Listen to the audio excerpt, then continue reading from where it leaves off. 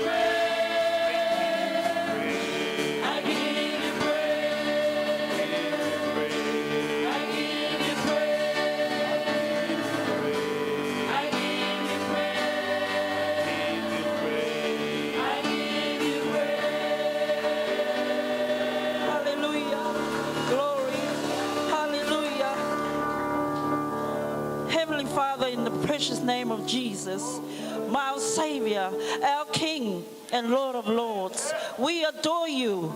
We praise you. We worship you. We magnify and lift your wonderful name on high.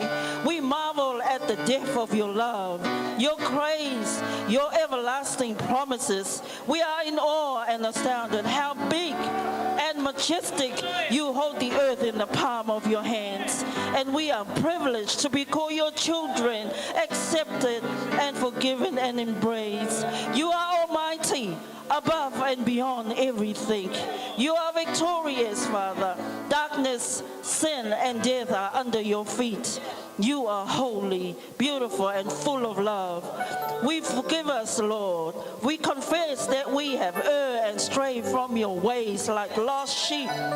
We are so sorry to be caught up in conflict, frustration, resentment instead of giving out forgiveness, seeking fulfillment in the pleasure of this world. Lord, desiring the wrong things, blinded and forgetting to engage with the real treasure of your love and justice.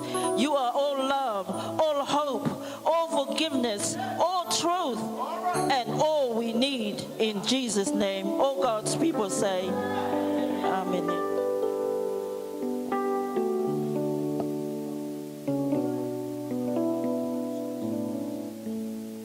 Praise the Lord, everybody. We have sheets of papers there for you to write your questions and put it in the basket during offering time.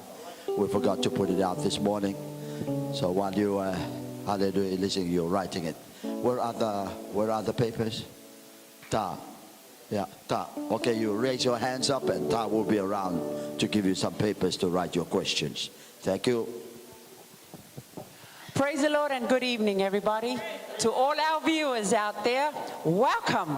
Welcome again to another Sunday evening service with the Rarotonga Apostolic Church on this cool and beautiful chilly evening from Rarotonga. We would just like we invite you all that those who are heavy laden, those who are feeling sick, those of you on your workplace, those of you in your homes, to take a load off and tune in and be part of our service. Well, I pray that the Lord be good, the Lord be merciful, and the Lord bless you real good.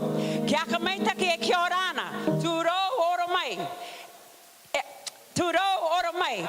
Koto I te kāinga, e karo mai nei tā tātou pure I te ai anu. Mānea I Rarotonga nei. Koto kā tōtoa. Te tūoro atu nei mātou I o koto. Nā te kāinga mai. Kia no vai tato te wairua tapo o Yesu ki runga o ia tato e ura I te iapo, tato e testify I te iapo, tato ka akamuri I tō tato atua. Ora mai, nā te kāinga mai. Te atua te aroa, ki Orana e kia manuia. Testimony. Praise the Lord. Testimony service.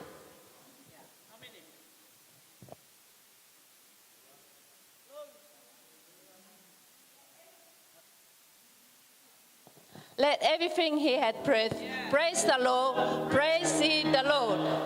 It's testimony time. So let's start off with a song. So over to you, band. Thank you.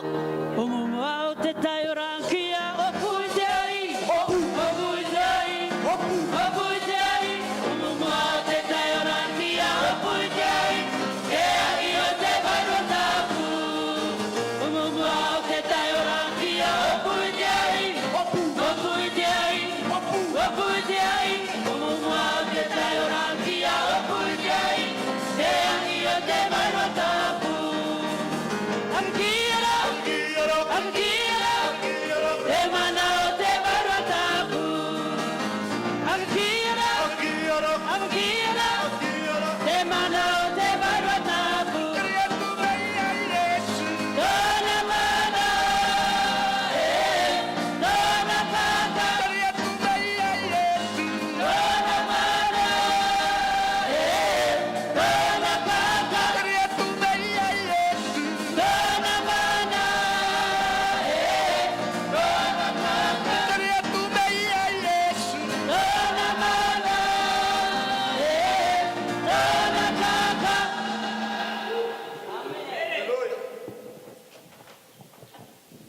Okay,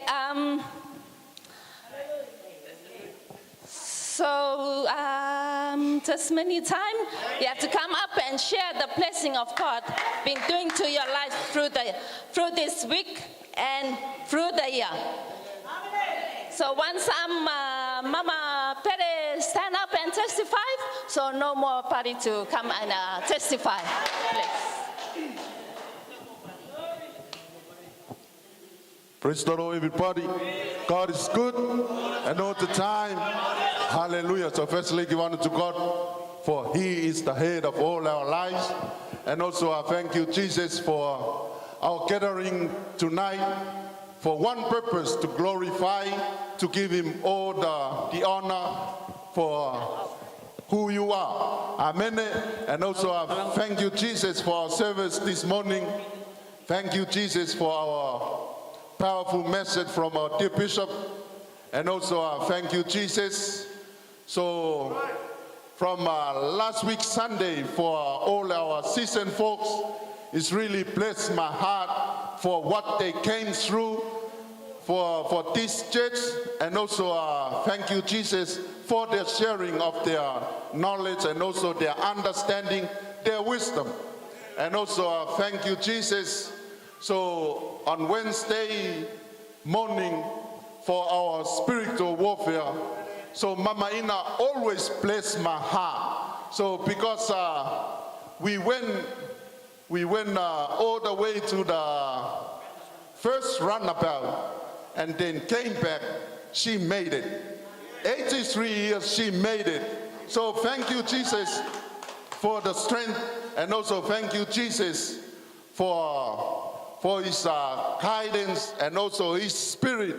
For Mama Ina Tangaloa is always encouraged myself so to walk. Amen. And also thank you, Jesus, for all of us tonight. So God bless us all. Amen. Praise the Lord, saint. I want to give thanks to God. He is the head of my life. And I want to thank God for our Bishop Perrin and also our mother and all the saints of the Most High God. And I want to thank you, Jesus, for He still give me strength. He gave me everything. And I want to thank you, my children overseas in Australia and New Zealand, for the presenting of the vase of flowers.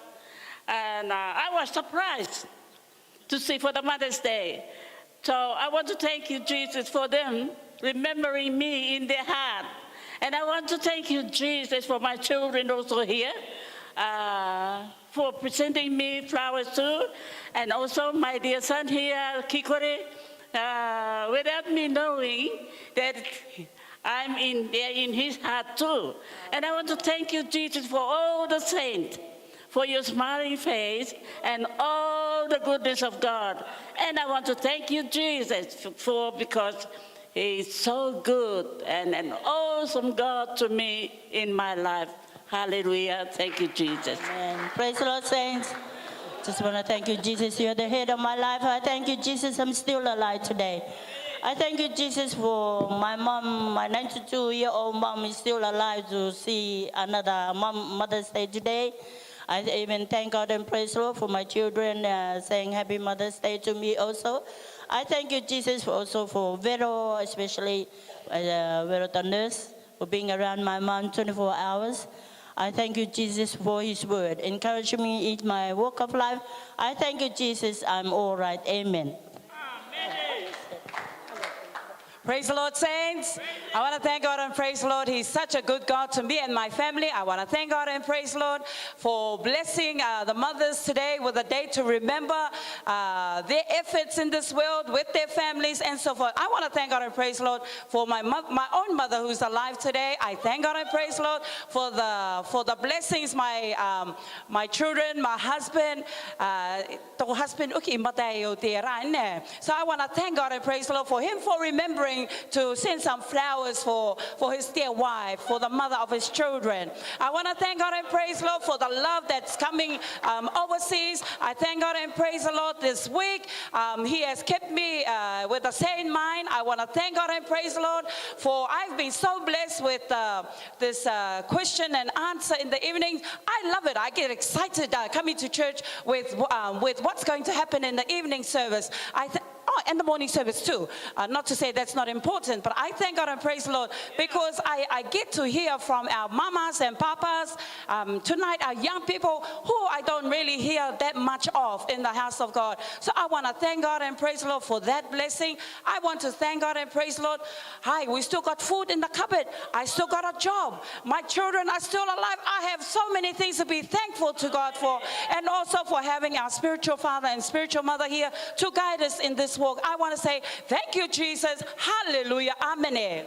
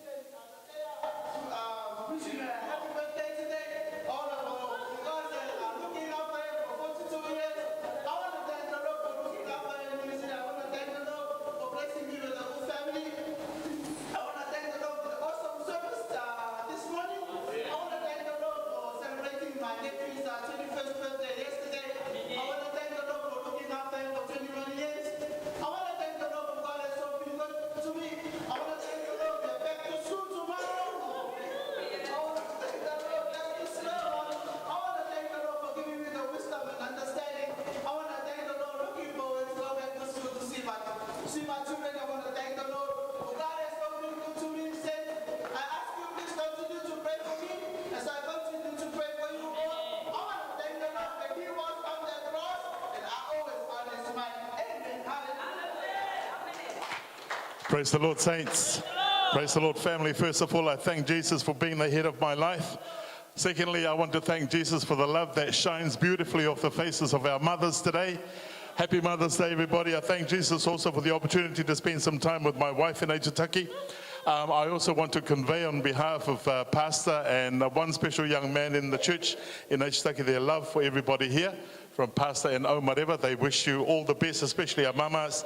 A happy Mother's Day to you all from the two and the family in Aitutaki. I thank God for his ongoing strength that he provides me and my family as we go through what has been a challenging time, living apart from your partner, from your wife, from your soulmate. But it's a sacrifice that we're happy to make to be able to provide Papa John with quality life and life that is happy being back in Aitutaki. Thank him for the strength, also for his mercies as we traveled over the past week, for the strength that he provided us to do what we needed to do in Aitutaki. But most importantly of all, I thank him for another opportunity to stand in his house and praise his mighty name. Thank you, Jesus. Praise the Lord, saints. I want to thank the Lord for He's the head of my life and my family's life. I thank the Lord for the beautiful day that I've had today. I thank the Lord for church this morning and church tonight. I thank the Lord for bringing my dad safely back from NZ. I want to thank the Lord for His many blessings. I'm not ready to go back to school tomorrow, but anyways, I want to thank the Lord for everything. Amen. Praise the Lord, saints. I want to thank God and praise Him for He's been a good God to me. I thank the Lord for the blessed day He's blessed us with, especially to all you mothers. Happy Mother's Day. I thank the Lord for a wonderful and beautiful service this morning, especially our preaching from our dear diocesan bishop. I thank the Lord also for our beautiful luncheon provided by the saints. I thank the Lord for His blessings upon me, especially opening doors for me. I thank the Lord. This week will be my last week at CITV. God has blessed me with a new job. I thank the Lord. It's going to be very challenging and a new experience for me. But through God, my faith and belief in Him, He will deliver me out of this new job. I thank God and praise Him for all His many blessings upon me and always providing for me. I thank the Lord for all His goodness. Amen. Praise the Lord, saints. I want to thank the Lord for blessing me throughout this week, for all the many challenges, for all the blessings that the Lord has blessed my life. I want to thank the Lord also for blessing my dear husband, for giving him the strength every day, and for giving me the strength, my family's strength, to take good care of him through his maki time. I want to thank the Lord for the Lord's mercy and grace upon him at this time. I know it's a lot of challenges, but I want to thank the Lord that the Lord is taking me through this experience. Hallelujah. I want to thank the Lord for blessing me today, especially for my dear son, for making the effort just to get up and prepare breakfast for his mom and his wife. I want to thank the Lord. I got up early to cook my kinaki, and then he came and I totally forgot it's Mother's Day. I said, "What you doing with the sausages? That's for her." But anyway, he came and prepared our beautiful breakfast. Although Sunday morning is not a time to have breakfast, because there's always things going, and you got to get yourself prepared for church. So I want to thank you, Jesus, for our dear son, for thinking of his mom today and to making the effort to do extra just to prepare our breakfast. I want to thank the Lord also for blessing our service this morning. I enjoyed it, and I always love the questions and answers that comes from our bishop. Although sometimes we've gone through it, but a lot of times it's more different aspirations or inspirations that comes into my mind. So I want to thank the Lord. That's a blessing, just to strengthen our spiritual walk with the Lord. And I want to give you all the glory and all the honor to our Lord, for He's been so good to me. Amen. Praise the saints. Thank you, Jesus, for the beautiful day today. I thank you, Jesus, for He has been so good to each and every one of us. I thank you, Jesus, for the beautiful preaching this morning, the message. Thank you, Jesus, for also looking after my mom and my family in New Zealand. I thank you, Jesus, for also the mom that I have at home. I thank you, Jesus, for His love and His grace that is renewed daily. I thank you, Jesus, for my place of work. I thank you, Jesus, for the opportunity given to me to next month I'll be a part of the Career Expo. So I thank you, Jesus, for the opportunity to promote our ministry. I thank you, Jesus, for also protecting me in the job in my place of work. I thank you, Jesus, for giving me a kind heart and a listening heart every time people come to work, especially people from outside. They like to put our boys in prison down, but thank you, Jesus, for that they are grateful. The boys in prison are always grateful for our visits, that even though they've been disowned, the church never fails to visit them. I thank you, Jesus, for that blessing. I thank you, Jesus, for also His covering upon my great-grandmother. When we were in Aitutaki, we came back, and I saw that she was struggling to walk, and a lot of things happened to her, but I thank you, Jesus, by the grace of God, His healing power upon her. I thank you, Jesus, for also our spiritual warfare every week. I thank you, Jesus, for strengthening me in my walk. I thank you, Jesus, for everything. Praise the Lord. First, give me honor and praise to God for He's head of my life. Honor God also for our pastor, mother of the church, first family. Give honor and praise to God for each of us in church today. I too thank the Lord today for the blessings of this day. I thank the Lord for God is good to me. I thank the Lord for the many and the abundant things that God does for me in my walk. I praise the Lord for my wife and my children. and my grandchildren, and also for the new addition to our family, my recently born grandchild. I praise the Lord for that, for my son Andrew, who had an operation just the other day, and I praise the Lord for the new testimony that he has in his mouth. I thank the Lord that God is good to us. I thank the Lord for the strength that God gives us. I thank the Lord for the message that God leaves within our hearts in order for us to share and for others to hear. I thank the Lord that this week was the opportunity for me to go and approach a few people to talk to them about our nation. I praise the Lord for that, because God would remind me that He has already positioned people within our nation in order to be speakers of His word. But unfortunately, we are not doing what God has required of us. So that would actually give me a message of hope to actually see what is it that we are failing to do. Why is it that we are not able to say those things which God has laid upon our hearts? Praise the Lord. So those are the things which will cause me to question myself in terms of our Sunday school lesson, which is teaching us today that we are those who have been put in positions in order to help God's people. Understand that it is not a new group of people that we are leading, but the same old people. Amen. But we need to give them a new hope. Praise the Lord, saints. So that message alone tells me something needs to happen in our nation today, because corruption is on the move, and also a lot of problems are happening, and the enemy is sitting there gladly creating this chaos in our nation. But yet the enemy is able to do that because the people of God sadly are just sitting there. So these are things that gives me focus and gives me hope in my own walk, and I try to think about it more regularly. But I truly thank God for the weather that He gives us, though it be storming today and be sunshine the next day, but God is still the same. Amen. God never changes, though it be flooding. All right, and we are in the house, but God never changes. Praise the Lord. He sends down those things which are necessary, and He gives us those things which need to be given to us. So I praise the Lord that in everything that we do, that I'm still able to bend over and weed the garden. I'm still able to bend over and plant the vegetables, and I'm still able to go and harvest my eggs. Saints, I'm going to run out of eggs again. Okay, it's not that I don't have enough eggs, but that's how it is. Amen. So God has been good to me, and I know God has been good to you, because we are still smiling today. So I want to say I love the Lord and I love you. Praise the Lord, everyone. Oh, I can't hear you. Praise the Lord, everyone. Oh, amen. I thank you, Jesus, that today was a special day for the mothers.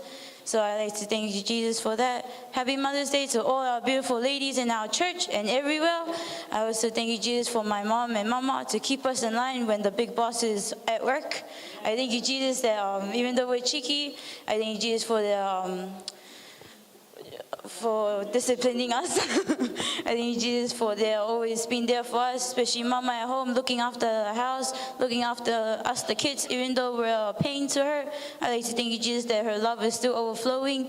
I thank you, Jesus, that I get to open my eyes to see my family still breathing well, to see another beautiful day today. Even though it's windy, I like to thank you, Jesus, for the rain and the wind. I thank you, Jesus, for everything that He's done for me and my family. Amen. Praise the Lord, saints. I honor God for being such a wonderful God. I want to thank Him for this beautiful week that He's given us with the many challenges in the week. Also, I want to thank God for being such a wonderful God. I want to thank Him for our beautiful service today and all our visitors this morning, praying that that seed of the word has been planted in their young hearts this morning. Hallelujah. Thank the Lord for that blessing. Thank the Lord for all the beautiful mothers. Happy Mother's Day. And for those future mothers, hallelujah, I thank the Lord for the blessings this morning. Hallelujah, for the beautiful gifts and flowers from my own dear husband. I want to thank the Lord, hallelujah, for being such a wonderful God. I want to thank the Lord that the devil thought he was going to steal my joy this week by allowing a little mishap, but I want to thank God. God just fixed it. It was just fixed within the same day. Hallelujah. Hallelujah. I want to thank the Lord for being such a wonderful God, because if this would have happened, let's say 10 years ago, hallelujah, I wouldn't have been able to to hold my peace. Praise the Lord. But see, God is continuing to work on us. Hallelujah. So we thank God that He is long suffering with us. Hallelujah. That He's enabled us to be able to endure these little tests and trials that come without acting unseemly. Praise the Lord. So I give God the honor and the praise for that. I thank Him for being just such a wonderful God. Getting a few comments from the family. Happy Mother's Day. So I want to thank God for being such a wonderful God. It's an honor to be alive and to be called a mother. So I want to thank God for being so good. Hallelujah. Amen. Praise the Lord. I thank the Lord. He's the head of our lives. And I thank the Lord for our Bishop Pere and Mama Pere. Thank the Lord for having you two in our lives. May the Lord will continue to bless you two, to keep us all together in this life we are walking through. And I thank the Lord for the message this morning. I really enjoyed. Tano warata, Papa. How can you be a happy mother if you are worried? When is your daughter or your son, what time is he going to come home? I turn around to my daughter, did you hear that, Brianna? And I think somebody was behind me was laughing. And I thank the Lord that message this morning. And the message this morning again for, to obey your parents. I always teach that to my daughter, especially the big one. You obey your parents so you can live long. I thank the Lord for having that message this morning. She was at the church this morning. And I thank the Lord for our home group, our elders, Nehemiah always teach us, when we talk no more conversation, but when you come up here to lead the testimony or the service, you have to be alive and you fill up with the Holy Ghost, because our Jesus is alive, is not a dead Jesus. I praise God for that. And I thank the Lord for Elder Rose, for you to turn your life to Jesus. Without you, we not be here tonight. We'll be still out in the poverty. I thank the Lord for that. I thank the Lord for many, many blessings for all of us. And I thank the Lord for my working place.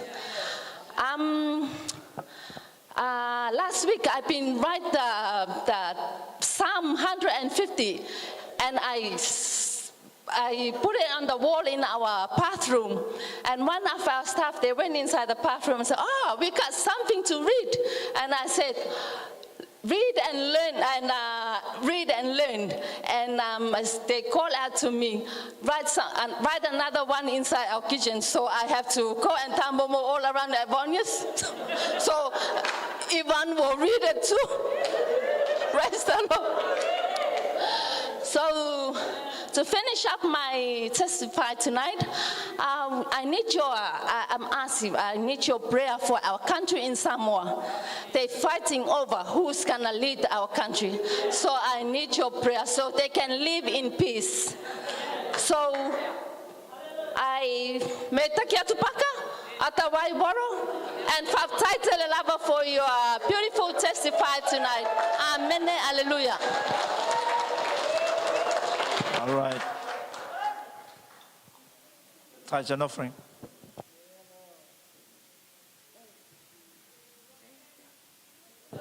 Praise the Lord, saints.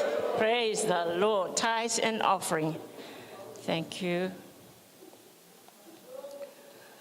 John 3:16, and everybody recite. For God so loved the world that he gave his only begotten Son, that whosoever believeth in him should not perish, but have everlasting life. Jesus gave his life a one-time sacrifice to save us all from sin, to redeem us from the curse of the law. A huge giving. No one else can outgive Jesus. Amen? Likewise, in our obedience to his word, to pay our tithes and offering, to teach always to fear, to revere him above everything. He had opened the windows of heaven and poured out abundance blessing on our life, in our homes. Amen. Do you agree with that? Yes. Yes, he has. So we ought also to bless. He went through pain and agony, and we didn't do that. Amen. We only had to sacrifice our time to go to work and get some funds. So bring, so that the man of God will spread the gospel throughout the whole world in this time of uncertainty. Praise the Lord. Blessings come down, praises go up. Blessings come down, hallelujah, hallelujah, hallelujah, hallelujah. Praises go up, the blessings come down. Praises go up, the blessings come down, hallelujah, hallelujah, hallelujah, hallelujah.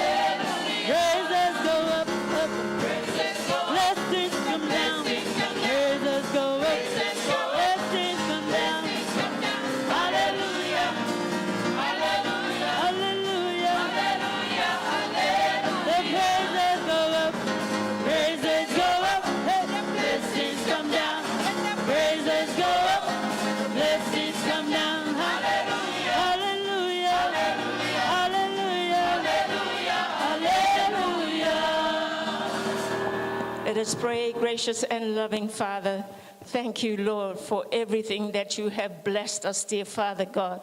You have blessed every home, dear Father, and we ask that you continue blessing our lands, our people, our places of work, our homes, our families, as we continue to model your sacrificial giving life to save others for your kingdom. In Jesus' name we thank you. Amen. Heavenly Father, in Jesus' name, we thank you, Father, for your endless love. Thank you for your careful attention to every detail of our lives. Thank you, Lord Jesus, for both seen and unseen blessings. Thank you for your matchless word that encourages us to hold on and have hope in the plans you have for us. Thank you for your trials to keep us grounded, our burdens to help us focus on the bigger picture. Thank you, Lord Jesus, for always being even our ever-present help. Lord, it is not your will that any should perish, but that all should come to faith in Jesus Christ. And so we pray that you would look down with pity on the nations of the world and the many that are dead in their sins and who face an eternity separated from their Creator. Open the eyes of those that are spiritually blind and unlock the ears of those that are spiritually deaf. Give divine healing to those of both physical, spiritual, and emotional ailments. Soften the hearts of those that have rightfully rejected the free gift of salvation by grace through faith faith in the Lord Jesus Christ and draw many, we pray, who are spiritually lost into a saving faith in Christ. We pray against the many different strongholds that are imprisoning the hearts and minds of so many, and ask that the works of the evil one that have entrapped so many will be exposed for what they are.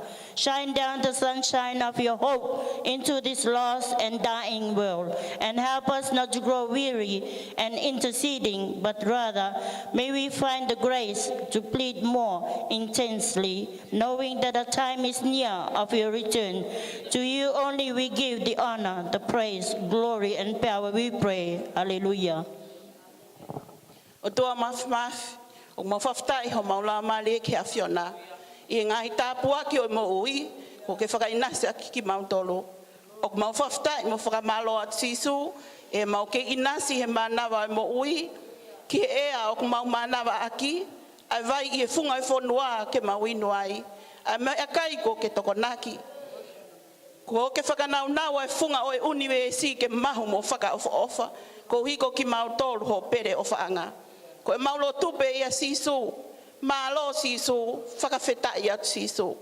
O ko mau fia ho mau whanua o kutaku, ko e palataisi o e kukailani o toa. A hono pure anga o e ahoni. A ho mau pare mia ko Mark Brown mo e ni kapneti. Ai kau mau mawhai ko toa pe o kunau whai hono whakauta uta ho mau halanga whanonga. Ke wha ita u whaingata ako eni mo no ngahita au. Ke hifo mai e lau maari e maoni oni. Ke teki nau tolu ke nau a o ilo. O I kaita taki. Ka I kaita taki e afiona ko kula no ae. Ka oku mau lotu atu ke poto whaka o tua. Ke tāpua ki aki nau tolu. O mi haivi mo malohi. Ka koe mea te pū ke nau apasia ki atu koe o tua. Oku mau hapai hake ai potu ngau e polisi. Iho nau tauhi ho mau luta. Mo malu ai whanua ko kuk ailani. Pehe ki potu ngau e tamate afi. Ai potu ngau e pirisone mo hono ngahi ngau e anga. Ai kau ngau e ai potu ngau e mo ui. I hono whakauta uta ho mau whanua. Tau te fito ki he mawhaitau ke mahaki whakaau hako eni. Ai COVID-19. Whakawhetai o kei malu pe ho mau whanuani. Mau hufia ai kau whaingata ia. Oku nau tā koto I he mohenga o mamahi. Ai kau tuku hausia I he pirisone. Ai to utupu o e whanua. Ala mai ai iwi ala mai te o e afiona. Whai ho nau whakanonga. Whai ho nau whakamom ui. Li liu ai tūkunga whakakaukau. Ke nau ilo. Ko e afiona pe taha. Te nau hao mo whai ho nau whakamo ui. O ko mau lotu atu. Ma e whanua ko ia ko Isleri. Vali taa ai whanua whakaluku fua. Me he whainga e te volo ke ne whakaauha. Ai kakai whiri o whaanga e afiona. O ku mau hiki atu ki he afiona. E mau tangata e ki piri pisope. Tūtai pere. Pehe ki hono hoa o whaanga. A mama pere. Ko mau whae whakalau maari. Vali tata ki nawa. Tina mau am sino mo ilelei. Ko hinga pe kono tataki ho kainga lotu. Pepe he kono tala ki o gospeli. Ko I ngalo foki ai kau taki loto e ngahi siasi. E mau kau whai whikau e ngahi siasi APOSTOLIC ko toa pe I mamani. Pehe ke mau kau maulakanga I siasi. I he teke a hono talaki ho gospeli. Tāpu I kina ki mau tol ko toa. Ai ngahi sino. Mai he sino mo ilelei. Whakawhonu e mau ngahi ai anga mea. Ke whakahoko aki o ngau e eiki. O koe kai ngalo, ia teki mau tolo ai aho mau inga koe ni. Koe aho ane whakamana tui ngai whae, o ko mau hufia ki nau tolo. Whakawhetai, e mau ki mau e mau whae whakanau maari o ki mau oi.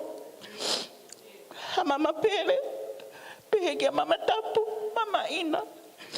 Me tai ngā e kau whae ko toa pere. Tapu e kina, pehu whakamonu ia ko toa e mau ngai whae.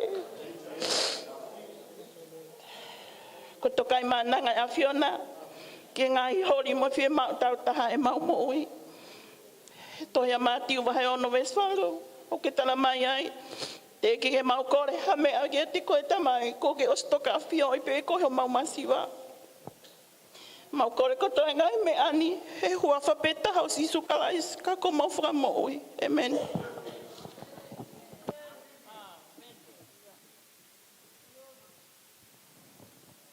Notice.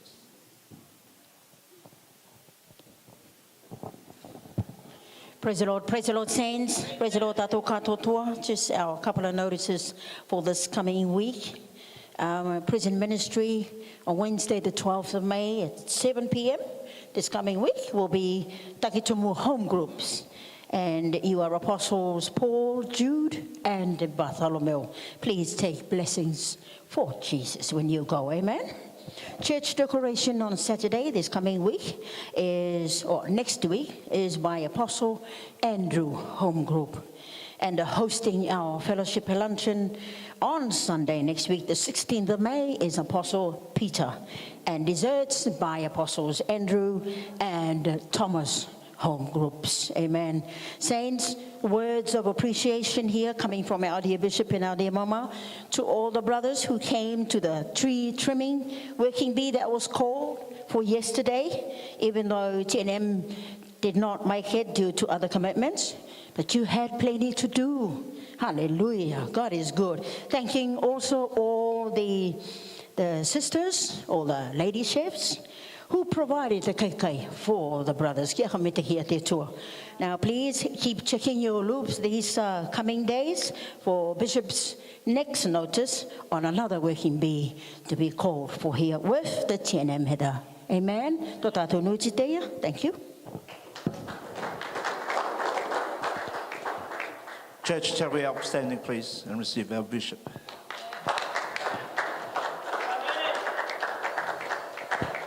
Praise the Lord, everybody.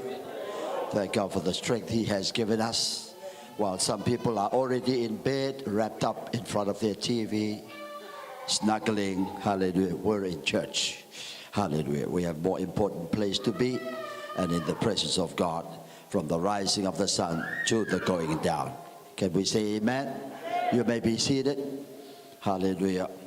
Honor God for our dear First Lady, Mother Pere, our dear Mama in the Tangaro, hallelujah, all our elders in church and our seasoned folks in particular, our beautiful young people and children, hallelujah, our praise team, our musicians and all those technicians up there. We welcome back our MC, our intern elder, hallelujah, Emil, Cairo and Jesse. Yes, we've been watching you on Facebook with works that you have been doing there to take on your new piece of land. Yeah, we miss Mama Ngariki, hallelujah. But I believe she enjoyed you being there as well. I'd like to acknowledge the decoration of our church today. Hallelujah. So very beautiful. You just can't take your eyes off. It's unique and unusual, extraordinary, as our Lord is unique and extraordinary too. Thank you. Hallelujah. And the women who were fussing over this new covering to the furnitures. Hallelujah. But foremost, we thank God for Fayu and Tachi in particular, cleaning the church, hallelujah, lining to put the seats in line, hallelujah. Ermatato artatu kite line here, hallelujah. Beratato kitaipo ipo amen. So it takes time. Thank you, Jesus. Really appreciate that.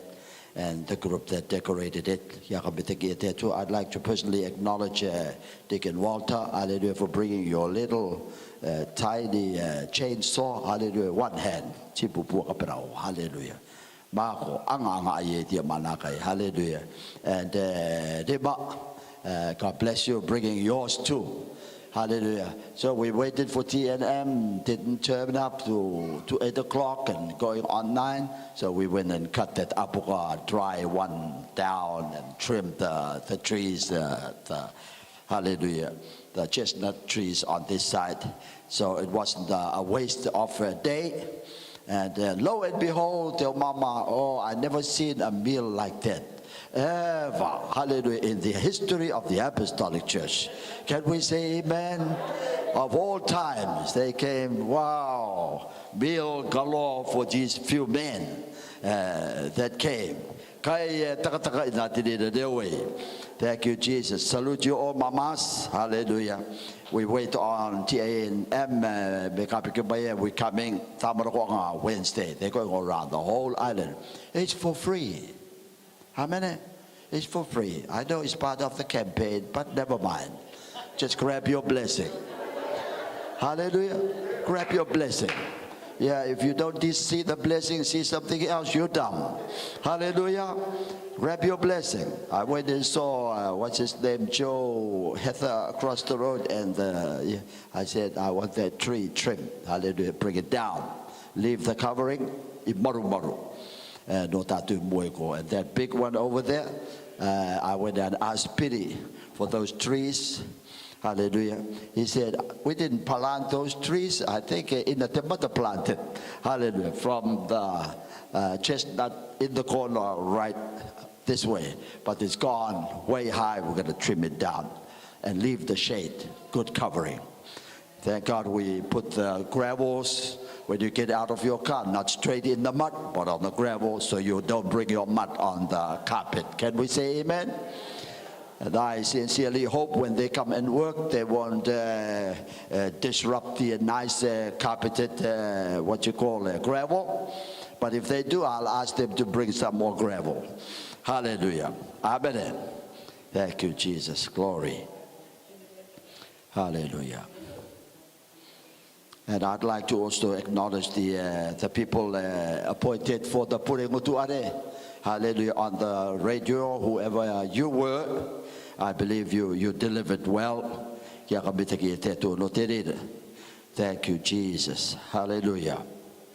Praise his wonderful name. I met Tina's daughter-in-law next door. I asked them, hey, how's Papa William Cathers and Mama? Oh, we're mucky down. Yeah, I love those two couple there. But yeah, they can't come back home. They're already confined in New Zealand into their 80s. So these are the hardships a lot of our old people are going through. Hallelujah. We still pray. We don't go through that. Hallelujah. Lord, time to come home. Amen. Ya ki tutororo tawa piko taparo diro tawa idare nate tamariki na ayut. Hallelujah. And I'd like to especially acknowledge the prayers the saints are praying. You can tell in your soul, in your heart, this is a prepared prayer. Hallelujah. A lot of thoughts have gone into, a lot of inspirations, like Peter's one tonight. Hallelujah. Deep. That's why your bishop always asks you, when you come and ask to be prayed or to testify or to preach, write it down. Hallelujah. Write it down so you get your thoughts there. One day you're going to open back. All our papas over Papa Teutu, Papa Jesse, Papa Andrew, Papa Timoy, they write it down. They're not ashamed. I think nowadays the young people think writing it down is kind of a sign of weakness. But just off the cuff, you're really somebody. I tell you, wisdom is writing down. Hallelujah, because it guides you. It guides you. When it's in, it ends. You don't go through the bush around it. Hallelujah. And some of us are still there. Hallelujah. Still there. We need to condense ourselves. Precision is the key to it. That's why a lot of people admire our young people going out there, do their sermon. It's to the minute and to the second, to the time. And they marvel over. Hallelujah. Again, must I remind you, when Jesus prayed in answer to his disciples, Master, teach us to pray. And Jesus said, when you pray, say, Our Father, which art in heaven, 28 seconds, only 28 seconds from our Father to the Amen. What? Covered everything. Hallelujah. So if we can be as precise as Jesus does his prayers, hallelujah, the world will be drawn to Jesus. Hallelujah. Glory to God. Again, let me, while I grab this time, and hope you've written your questions. Thank you, Emil. Bring the basket. Prepare yourself. Hallelujah. Write your questions and put it into the basket. And we'll be questioning time. Hallelujah. Sometimes I don't know, and whatever. When you are leading worship, I know when we started the live stream, I put a kick up just to stir things up for a while and for a time until we revert back. Hallelujah. Worship. Hallelujah. Why we have changed, may I remind us all, when we come into the house of the Lord to worship God, nothing else. We lift the congregation straight to God. Hallelujah. You give your scripture, and then the song goes, and the prayer. Right at the very beginning, you lift the spirit of worship so very high. I've been in the PAFW too long, in our SPDC too long. Too many greetings, too many protocol, this and that. By the time you come to worship, the spirit is gone down. We come God first. Hallelujah. He's the Alpha. He's the Omega. Don't oil the bishop. Don't oil anybody else. You give it all to Jesus. Don't talk about anything, give a notice or instructions or whatever. You give it all to Jesus by the word. Hallelujah. That's why we change straight to altar worship. Means we're coming before the presence of Almighty God. Him alone, Him first, and Him alone to the very end. Amen. Then we're into the order of service. Can I hear some amen? Tell elders, tell ministers, when you are given the opportunity to train yourself how to lead service, you come up here, black out. No bishop, no whoever. It's God Almighty. Hallelujah. God is a spirit. Those that worship Him must worship in spirit and in truth. For God seeketh such to worship Him. Hallelujah. And lastly but not least, let me encourage my praise team. Look as worshipers. Look as worshipers. When you come up here, you're ready to lead the whole congregation, the whole world on live stream in worship. In other words, you've already prepared to come. Almost everybody could hardly raise their hands. Could hardly raise. How can we expect everyone to raise our hands? Raising our hands is surrendering to God. I surrender all to Jesus. I surrender all. Hallelujah. It's inside. Just automatically, the Holy Ghost boosts you up. I'm in the presence. I'm not here for Bishop Petty. I'm not here for Mother Petty. I'm not here for the TV, for the camera. I'm here for my Jesus. You're lost in the world, but found in the heavenly realm of worship. That's what you're up here. You're leading the congregation in praise to the presence of Almighty. That's why you're here. If you can't do that, you're supposed to be down there.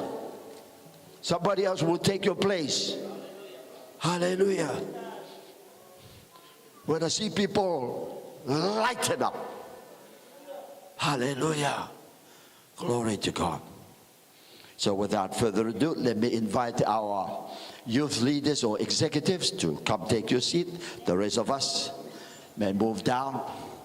Hallelujah. Thank God for our beautiful kai kai today. Hallelujah. Beautiful food preparation. Thank you for the beautiful dessert. I've been asking. Hallelujah. Don't make our dessert cups too big. Way too much kai kai mata. Akai siya may gitaw. Merara yung kita kapura. Rairawan tatao kakai. Amen. Hallelujah. Akarikiriki mai ki tau. Hallelujah. Te aronga akakira. Akatau dia mea pōtiki e erene. Ai, ra ia tu tānei tāko. They do it to Tururatu. 3 of them are going to eat this plate. You see a mountain, not a hill, a mountain. Yeah. Tuku koe ki tau, ki last no te aronga kāru mai. Hallelujah. So to that effect, I want the catering of home groups to continue and not make a break, but it's always been customary. All hands on deck. But today I felt comfortable. You know, the team, Puekura team, blessed you with $400.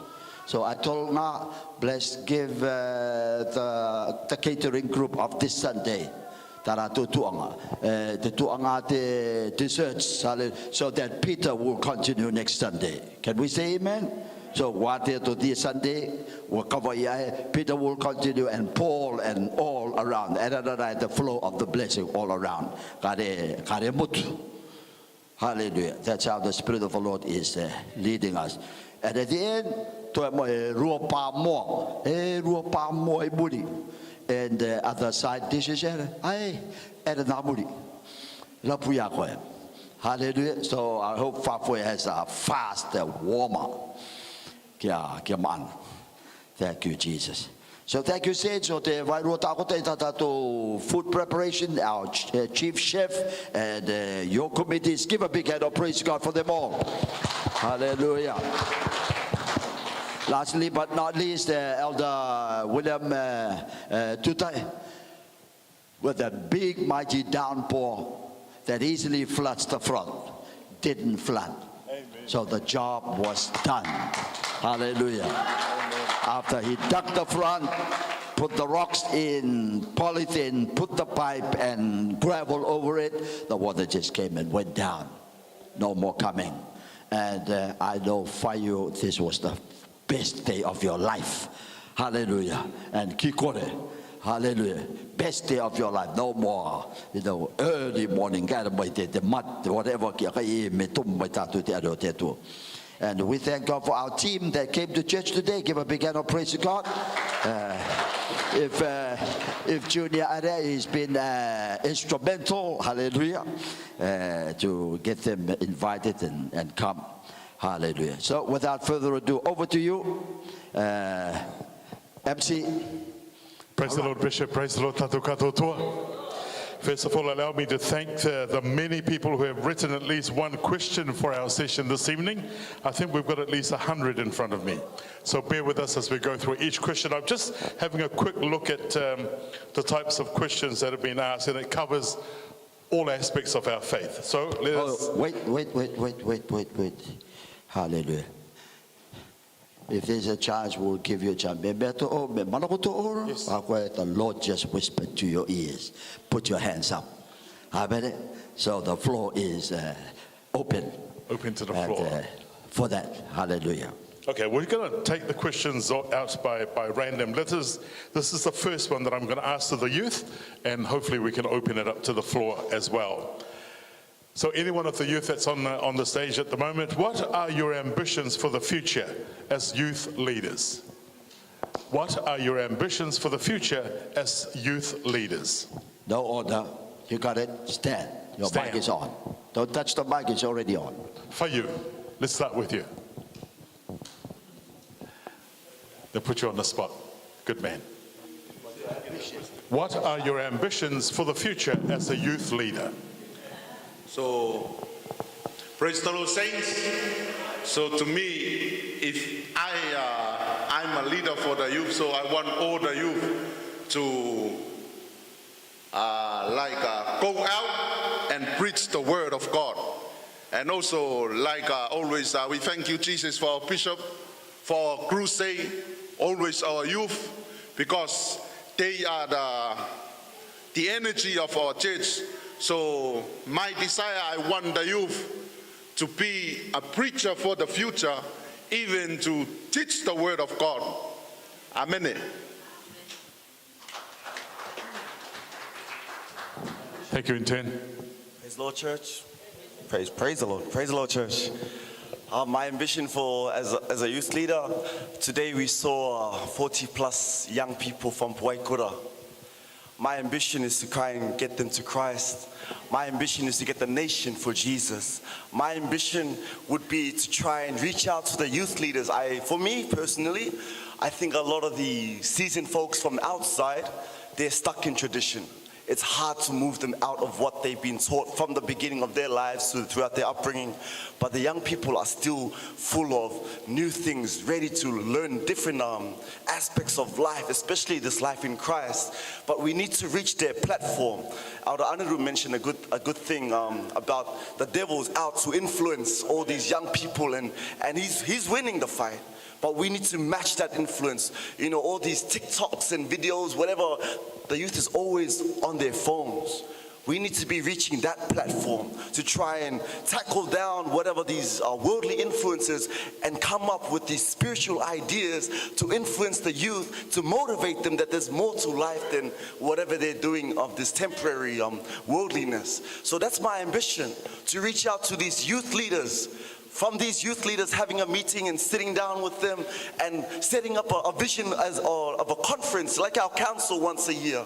But with all the churches of Rarotonga coming together, these young people, and perform one after the other, and then we can go into the schools. Man, that's my ambition, to try and allow the Holy Ghost to really work in our nation, not just keeping it confined to us, but to allow it outside. Praise the Lord. Thank you, intern.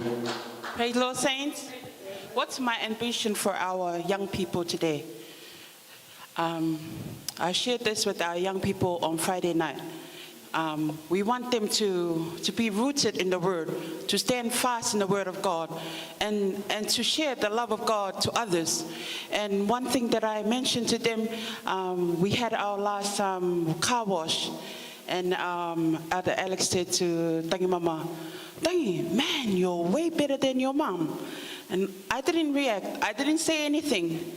This is what we always encourage. Me and my husband always encourage our son to be better than us, not to be like us, but to be better than us. So we want our youth of today to be better than us, not to be like us. So that's my ambition, and that's my vision for our young people to grow in the Lord. Amen. Amen. We are called the Praise Generation Youth. In Psalms 145 verses 4 it reads, "One generation shall praise thy works to another and shall declare thy mighty acts." So I praise God for the many leaders that were before me. They planted Jesus inside me.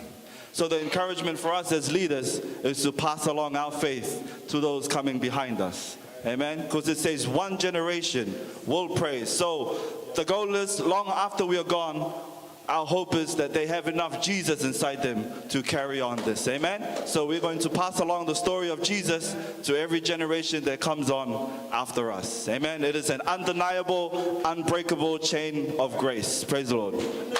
Hallelujah. Praise the Lord. My desire for our young people, not only our young people, but our young people out there, my prayer, I just want them to know Jesus. To go through that plan of salvation. That's the first thing. And receive the gift of the Holy Ghost. That's it. The power of the Holy Ghost. That's changed everything. That's going to change the world upside down. The power of the Holy Ghost. So my prayer one day that all our young people in the Cook Island will go through their plan of salvation. Receive the gift of the Holy Ghost. Imagine the young people of the Cook Island glorifying our Lord and Savior Jesus Christ. Powerful. Amen. Praise the Lord.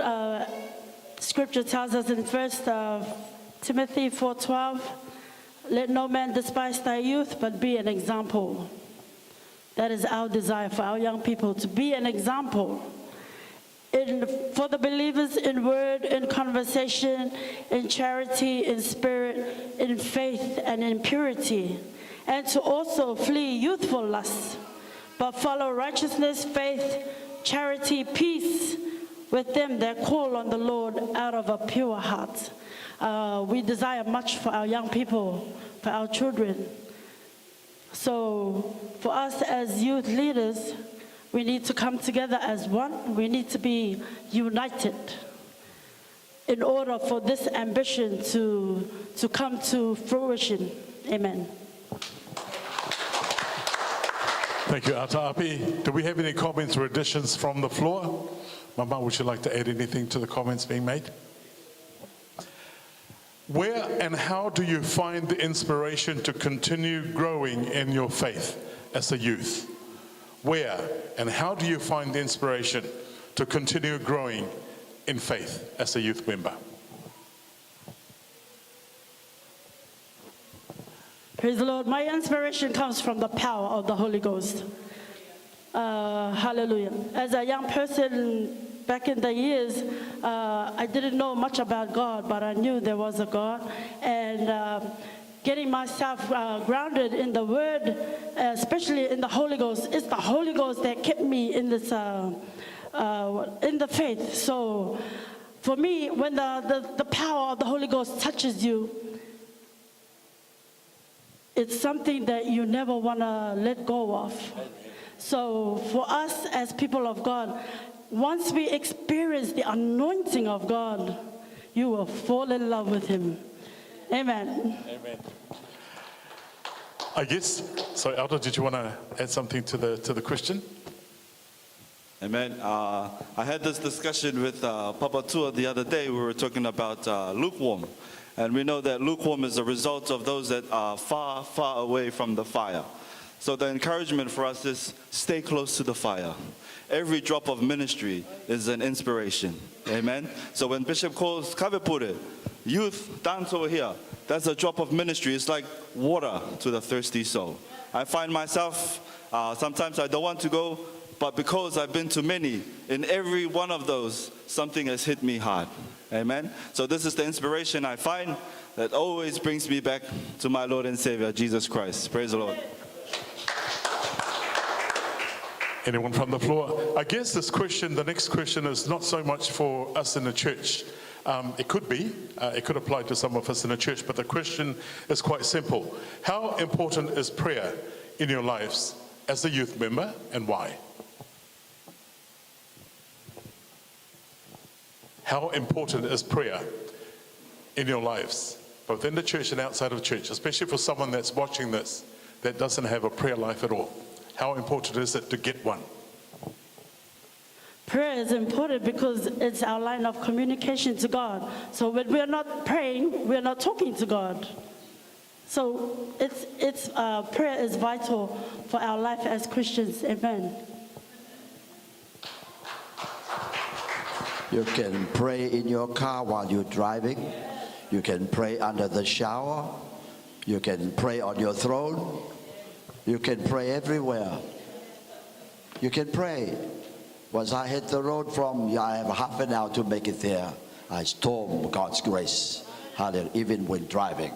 Hallelujah. I wanted to ask the question, do we have to close our eyes when we pray? Does anybody got any scripture where it says, close your eyes? Because I suggest you don't do that when you're driving. I hear a lot of pastors say, close your eyes. Is there any scripture? I didn't find any scripture that say close your eyes. That I would tune your spirit. Papa Ngatipa, I'm going to ask you that question. Do you close your eyes when you pray? And when you're driving, do you close your eyes when you pray? I hope not.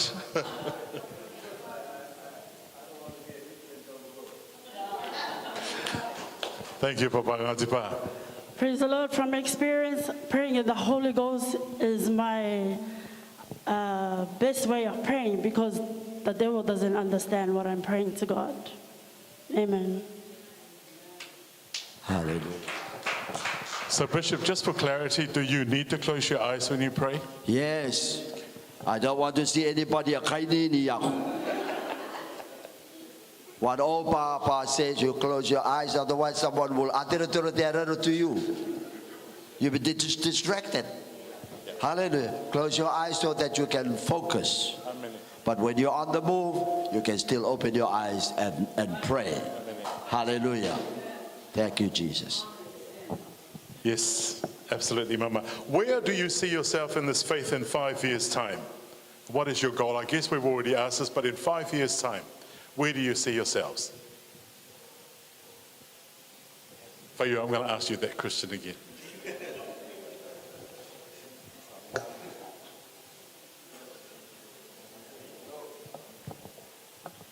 So, praise the Lord, saints. So where I see myself in 5 years' time, so before I came to this faith, so I was in the world, but I never knew about something about one God and one faith, one baptism. So to be honest, my life, this is my life in Samoa. Every Sunday, so when I was in the Methodist, so I was excited to read the Bible every Sunday after our church, to be honest to you saints. So, and always every Sunday, so when I read, always come in my mind, I try to search God, like His wisdom, His knowledge and His understanding. But and then come to the year, I accepted Jesus in my life. So, and I thank you, Jesus, and I believe this is what I'm trying to search. And in the past few years, like 5 years, so I just read the Word of God every Sunday afternoon. Read and then sleep. Come the other Sunday, read and then sleep. But I thank you, Jesus, where I am now. So praise the Lord. Amen. Any other contributions for the panel? Jasmine? Thank you, Jess. Saying that you've got a new role, what you're going to do in 5 years' time? Praise the Lord, saints. 5 years' time. I believe I was born in this faith, and I am still in this faith. And in 5 years' time, I know that I will be carrying out this faith to serve the Lord. If it's the Lord's will that a man will come and save me from my single life, that's the Lord's will. But if not, thank God for His blessings. Amen. Praise the Lord. In 5 years' time, I can see myself in 5 years' time in Maniki, in Puka Puka, in Penryn, Akarauhangate. Praise the Lord. You know, we need to move out, amen? But it's up to Bishop out. But this is my vision now. We need to step out there. You know, I always pray one day, please, Lord, one day, hallelujah, to go back to my people. Hallelujah. Better than nothing. But I thank the Lord. Amen. Praise the Lord. Beautiful. Praise the Lord, saints. Praise the Lord, saints. Okay, in 5 years' time, there's a verse that says, tomorrow is not promised to anyone. So only God knows what's for me in 5 years' time. So I'll leave it into God's hand and let the blessing of God come upon me. Amen. Moving on, how do you deal with negativity, discouragements, bad-mouthing, stress, anxiety, etc., etc., everything that comes with youth? How do you deal with it? How should you deal with it? Elder Alex, you can do this one.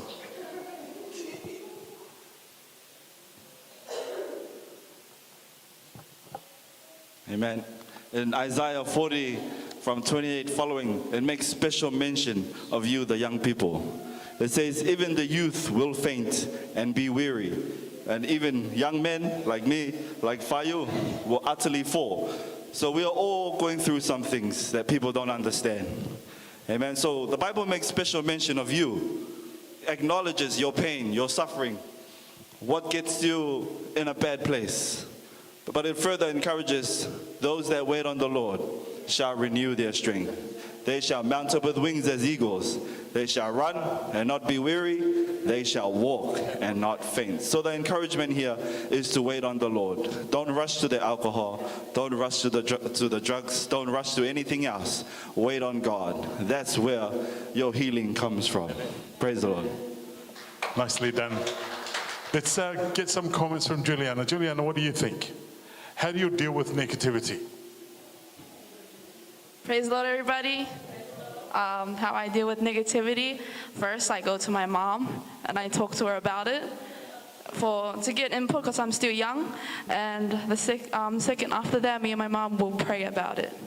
And we just leave it to God. Praise the Lord. Negative. Praise the Lord. Praise.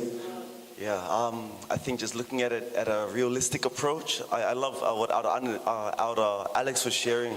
That's beautiful, and that's how we should be addressing all these negative issues. For me, realistically as well, it's a mindset that you have. It's the environment that you put yourself in. If you surround yourself with negative people, that negative influence will fall on you. Whatever words they speak will come into your mouth and you will start to speak it too.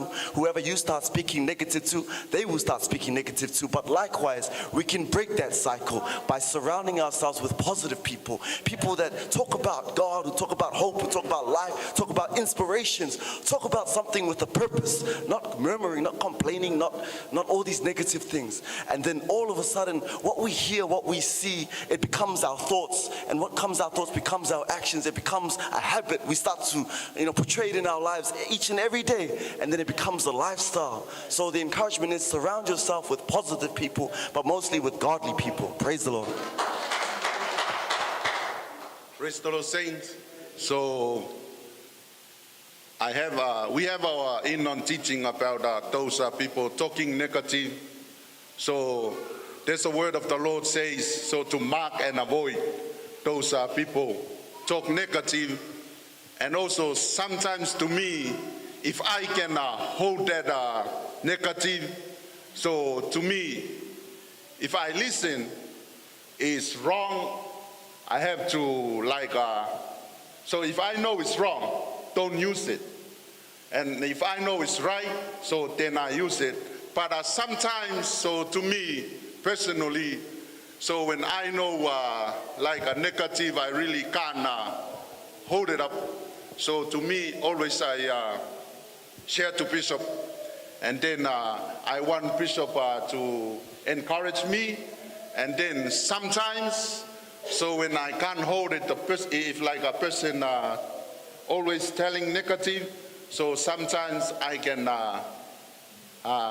speak him straight, face to face, and then I sort it up with that person. Amen. Last week's lesson, truth to power. Let me add to that. Yeah, when Bishop is not around, when Mama Uwe is not around, what do? Hallelujah. You gotta be more secure. Your mama won't be around for you all the time. Bishop won't be around for you all the time. Even these elders won't be around you. You've been in the faith 5 years, and what happens in 5 years' time? To me, you should be strong enough to stand for yourself right now. We're already in the last days and perilous times. Hallelujah. A lot of casualties. Hallelujah. Are falling. Yeah. I bet it. Praise the Lord. First I cry, and then I go to God and pray and fast. But I find that the more negative things comes my way, it makes me stronger to overcome that evil. So the more negativity I face, the more stronger I become to overcome with good and pouring love on those that treat us that way. Amen. Amen. Minia, can we get the... Sorry.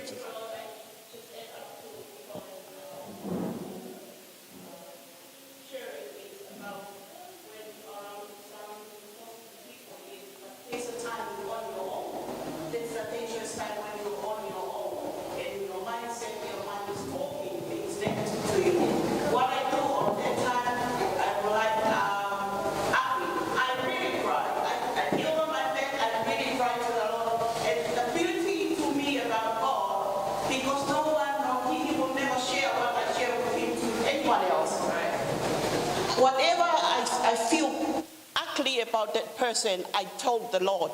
If I want to curse that person, I said, Lord, I'm so sorry, but I'm going to tell you everything, all the truth inside me about that, whatever is negative on my mind, I tell the Lord. And then I play my Christian songs. I don't listen to the world song. It really helps me a lot. I play it in my room, I listen, I do my worship, and it really helped me to overcome whatever I went through negative. I encourage our youth, please listen to our Christian song. It really gives you inner peace. That's the beauty about God. It gives you inner peace. And then it helps you to overcome whatever you go through and have a personal relationship with God. That's the thing. Sometimes we just come to church and go home, but we don't have a personal relationship with God. God talks to you through the words. He's the Bible. And you talk to God when you pray to God. That's how I solve things like that. Amen. Thank you, Media. I'd like to acknowledge, Media, your prayer tonight. Although I don't understand your tongue and lingo, but your spirit spoke loud. I felt it. I had tears in my eyes over your prayer. Powerful. It's not the language, it's the spirit that takes you to the Lord. The same thing up here with the praise. It's not what you sing, it's how you demonstrate and express yourself that draws. Can we say amen? Hallelujah. Praise the Lord, saints. For me, one of the biggest situations that we are in is actually living the life that we live, or acting upon the values that we actually have. It's quite easy to, as young people, to be drawn away. One of the biggest issues that I try and tell young people is that don't build a vision in the air, because there's nothing to hold it up. What you need to do is attach your vision to another vision. Attach your vision to something that has foundation. And in order to create the influence that you need, you must have some values. You must have some purpose in where you are in order to determine where you need to go. To make a change in 5 years, it has to start today. You have to start to establish it now. The hope that Isaiah was telling the people, unless you make a change today, there is no hope for the future. Unless you start developing your skills in terms of being a leader. Now that is influence, that is real. Yes, we talk about prayer, but sometimes we pray and we don't even trust our prayers. Okay, because we have energy, we have strength, and we have knowledge, we have speed. So that influences our walk. Because prayer, yes, prayer is there, we have said it, but trusting God in what He can do, that is a difficult and a very big thing to step into. See, the old people spoke about last week. What they did was to hold on to the gospel. 30 years later, okay, they're still getting faced with challenges, from the same people whom they left behind. So that's real. So for us today, you as leaders, I say to avoid the negative, you must start creating values. You must start creating your own personal strength in terms where you stand today. Because without that, like Bishop was saying, if he's not here, if Mama Uwe is not here, then who are you going to turn to? See, that's when the question becomes real. All right, Mom is not here, so who do I ask? So unless you have those things inbuilt in you, okay, getting married is real, is something that you need to be thinking about. But the man who comes to see you, ask him, what are your dreams? Okay, what is your vision? Okay, if I leave the comfort of my home, am I walking into a nightmare? Or am I walking into a golden rainbow? That's real. That's where you need to go. So I think to avoid those situations, you must actually ask yourself first, am I here because, I love God? Or am I here because of my beautiful voice? My hairstyle. Amen. Praise the Lord, saints. The Bible says if there's no vision, people perish. We must have a vision for our future, for our lives. As an elder, you get persecuted, you get run down, you get judged, you get reported, you get this and you get that. And out of the Bible Sunday school lessons that we have studied on the characters of the men that God had chosen that really lifted my spirit up. Yes, I pray to God in the spirit. I pray in tongues a lot of time. But knowing that you take your plans, your teachings to God, and you teach whether they like it or not, your job is to take the word of God, to teach the word of God to whoever. People are out there. My vision is to go back and teach my own children. Amen. This is my vision. And if people are rejecting the word of God that we teach, wow, we are wasting our time. Praise the Lord. So we need to reach out to our children. Imagine there's no young children in this church now. Who's going to fill the church when we are gone? Amen.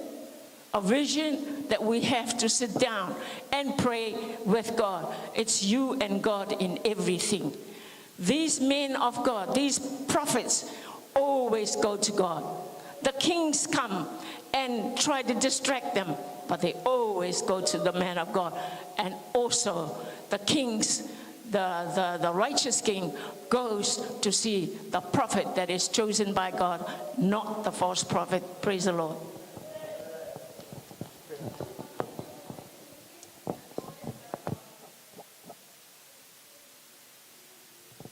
Like previous speakers have said, go to God. And then I go to my husband and let it all out. But I also find inspiration in Proverbs through the wise words of Solomon. Proverbs 26, verse 20 onwards in the easy English version. It says, without wood, a fire goes out. When nobody argues about other people, quarrels stop. With wood, a fire continues to burn. In the same way, a man who causes trouble causes a quarrel to continue. To say bad things about other people is like when you eat nice food. Nice words from a bad man are like a cheap pot that shines. A man who hates somebody can speak good words, but he is speaking lies, and nobody knows what he is really thinking. The words of a bad man may seem good, but do not believe him, because there are 7 sins in his mind. He may hide his sins, but everyone will see the bad things that he does. If a man digs a very deep hole, he will fall into it. If a man rolls a stone, it will roll back onto him. If you tell lies about someone, you hate them. Bad words destroy the man who listens to them. The less we have to do with such, the better, for it will be very difficult to avoid quarreling with those that are quarrelsome. Praise the Lord. Praise the Lord. It's easy to say. How you deal, there's no time to pray over here like this time. When I was before my faith, if anyone negative or anyone say bad mouth to me or do anything to go against me, honestly, I will punch on the face. But when I got the faith, when they say something to against me, I'll turn around and I say, praise the Lord. God bless you. Because once you say that, they feel sorry about themselves. They will feel how bad they are when you say the good thing. Amen. Thank you, Mama Casa. Praise the Lord. Praise the Lord, saints. I just want to touch on this question, how do I deal with negative people? You know, this is just for me. I always encourage our young people, there's no time to waste. Because we're not going to move forward. We got vision now, but only negative. We shouldn't be doing that. Not only in the young people. You know, tonight I'm going to say it. Even in church. We got vision out there.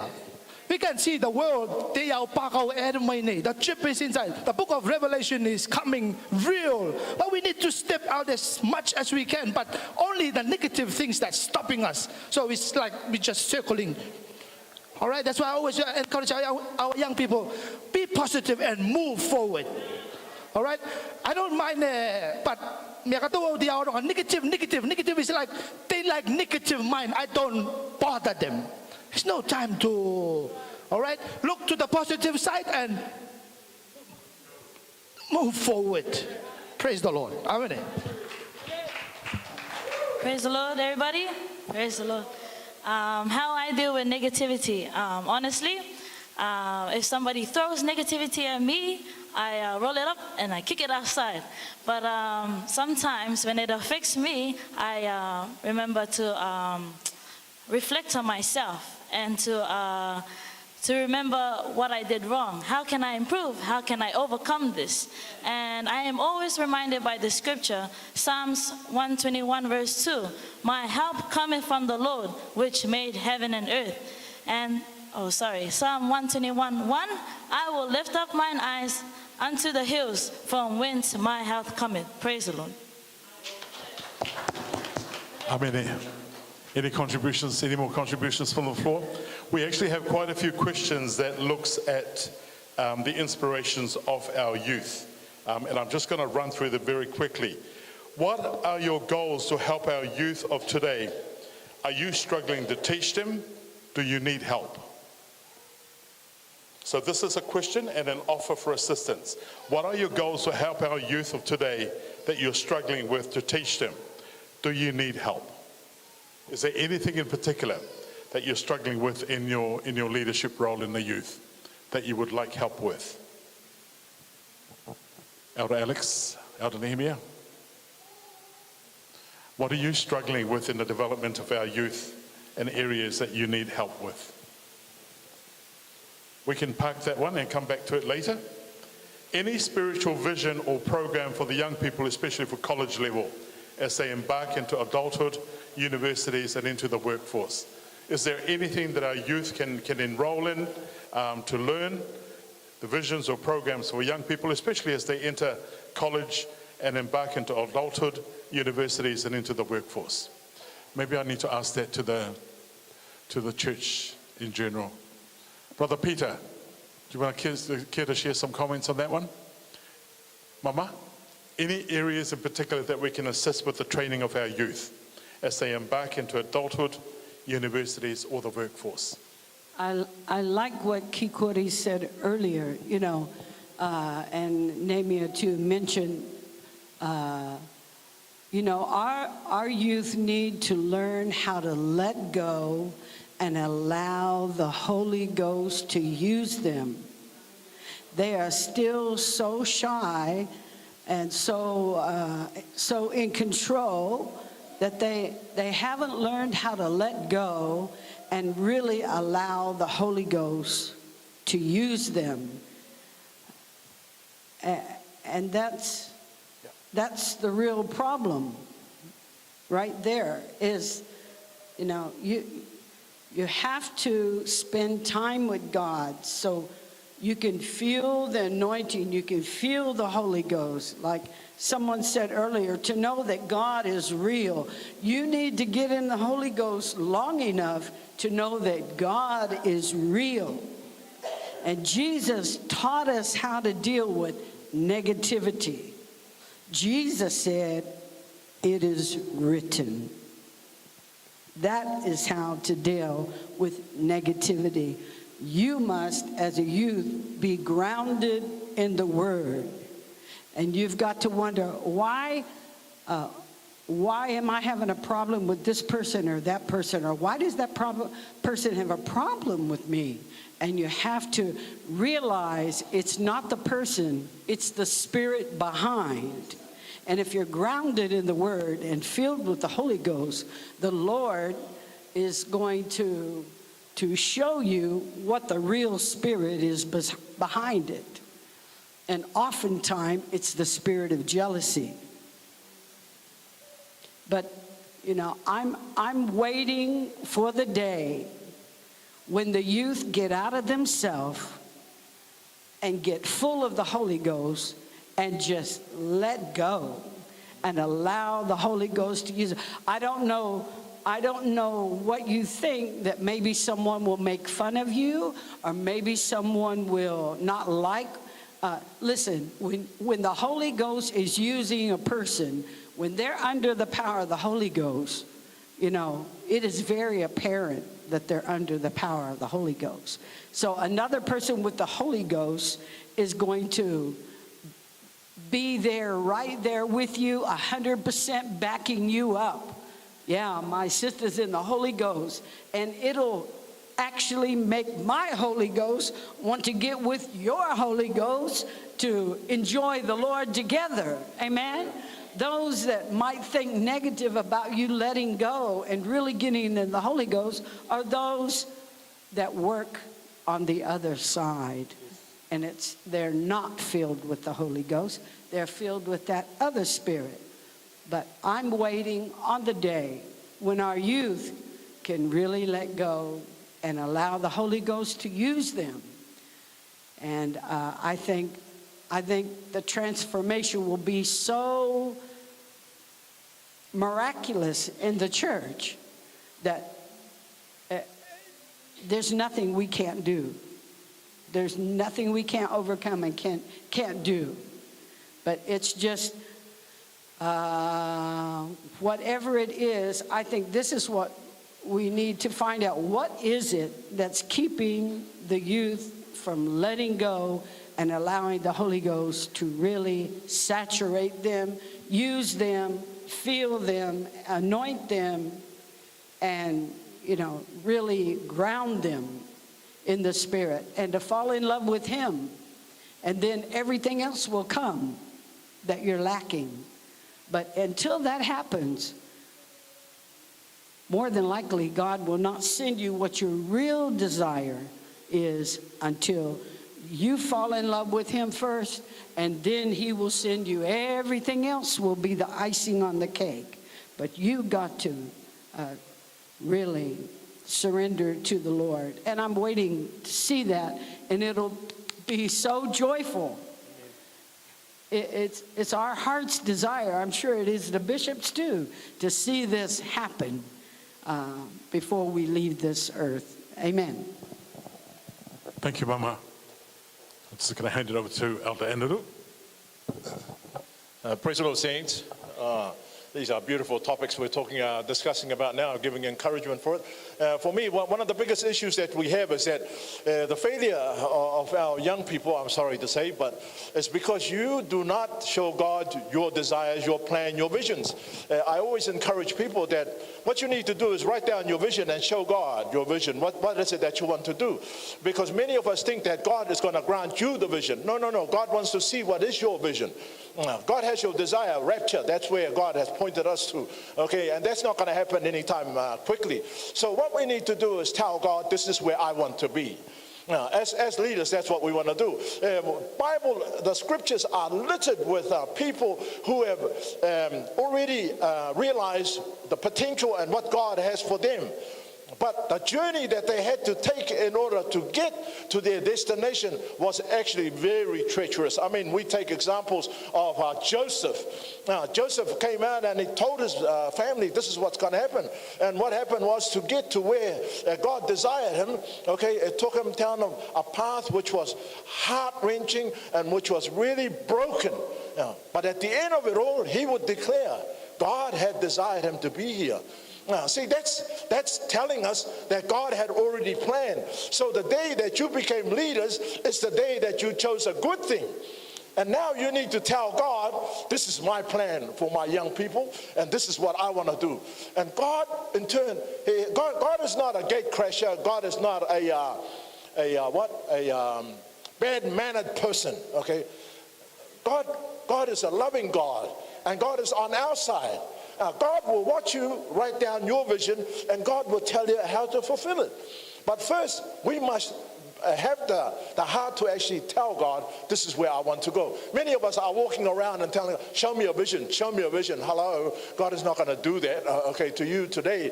Okay, but God is going to give you the courage to move on. That's why we have the Spirit of God. Many of us are still dreaming about it. That's why I always say the beginning of the year should be different from the end of the year, where you are going in terms of where your faith is. So true with the Holy Ghost. The same Holy Ghost power at the start of your walk and at the end of your walk It's going to move you in a direction that you never felt before. But one thing that you need to do is that, like I said, have purpose, have influence, have potential. Okay, God has placed that in our lives. You know, God did not give us the spirit of weaklings. Okay, just crybabies. No. He gave us a spirit of power. Amen. One that desires to have more. The word is given in order to encourage us. Okay, many of us will read the word, yes, we know the word. But how do we actually apply the word? That is when we make it become flesh in our lives. Mary, when she had Jesus, had to put flesh on that spirit. Okay, where did that flesh come from? Mary, Mother Mary, okay, conceived flesh. See, that needs to happen. If we can conceive with the Spirit of God as a power in us, then it manifests as something real in our walk. So I feel we have not got there yet because we're still trying to guess what God wants us to do. No, God gave us everything. God gave us everything. All we need to do is knock. All we need to do is ask. All we need to do is tell God, okay, I need this today. And God in his own way, okay, gives to us according to the measure of our faith. Amen.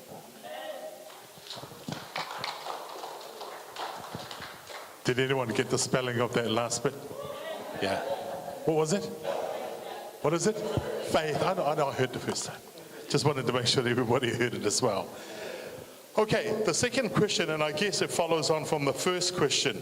Are there any mentoring programs to strengthen our young people to learn from our seasoned folks? Are there people in the church that can help mentor our youth?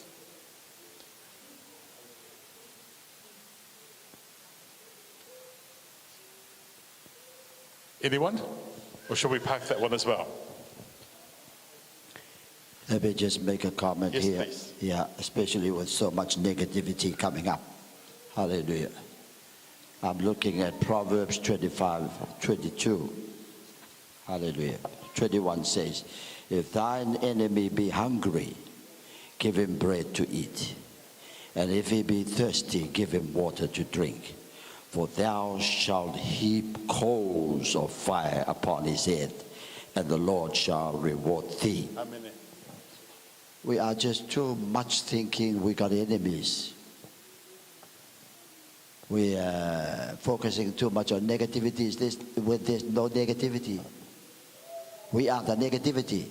We're creating our own negativity. We're creating our own setback. One thing the seasoned folks have done is the hospitality. The hospitality is still going on. Since if you don't feel it in the air, everywhere I go, whatever I do, I read respect from people that I never really thought much about. I thought they were my enemies all along because they weren't in the faith. They're not in the plan of salvation. That's not your business. It's the Lord's to save, hallelujah, and tarry. What we do is do extra. Just cast your waters upon, your bread upon the waters. Hallelujah. So hospitality is feeding the hungry and feeding the thirsty. And they may be our enemies, our negative ones, been going against anything we do. But the bread we feed and the water that we give is sobering and simmering them down until to a straight line level. No more an enemy. Hallelujah. Tewatato, go forward and claim the land. And claim the situation. And claim. Just march on. Because the truth, nothing can prevail against the truth. We got the truth. Young people has the truth. Don't think about negativity. Hallelujah. The Lord has already smoothed the way for you. And this hospitality is just taking the nation. Hallelujah. By storm. Hallelujah. It's our love. Jesus said, love your enemies. Why are we talking about enemies? Just pour love on them. That'll take care of them. Do good to those that hate you. Always positive.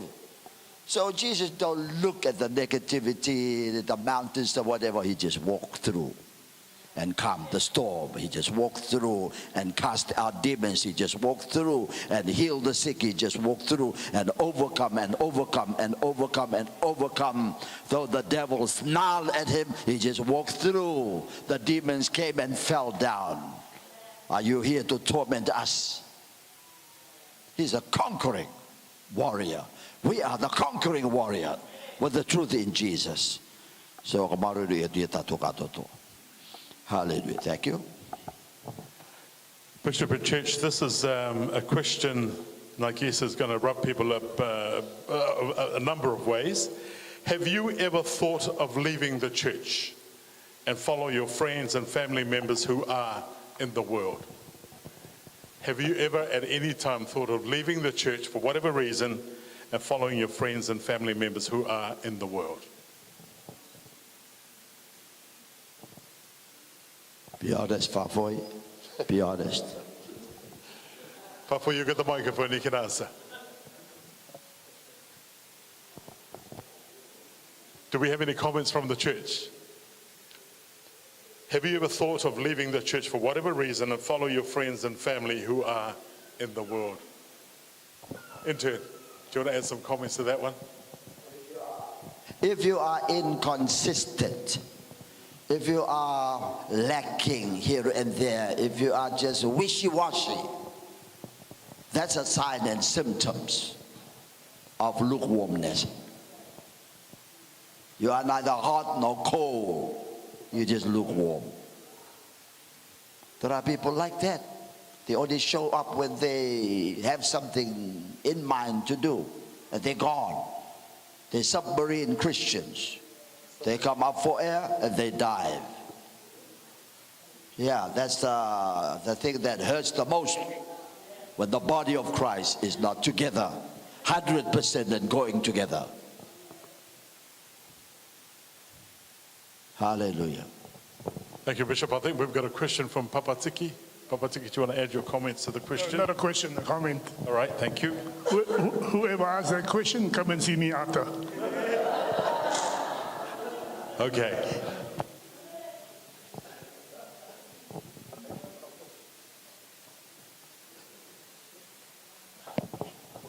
Well, this question is really an important question to be answered by us, the church, because there is moments in our walk which frustration actually sets in, and we start to ask ourselves a question, okay, what all for? You know, that is the reality of our situation. Okay, you need to ask that question. Then that question actually tells you in terms of the scale that you are on, at which end you are on. And that reassures your actual faith in terms of the commitment that you have in the church. And so when I say that, this is a question that each of us need to ask and need to answer. Because we come in here into the church after a struggling week or after a very victorious week. And then we've committed ourselves and sacrificed and only to get bogged down with other commitments. And so in order to keep us going, we have to continually ask ourselves, so the enemy would know, okay, we would know where he is positioned in our walk. It's not just for you and your benefit, but it's also to tell the enemy that you are assured of your foundation. Because this challenge is facing everybody, mostly the young people. And I'm sorry to say, but this is going to continue on. In a couple of months, this will come up and will keep reoccurring.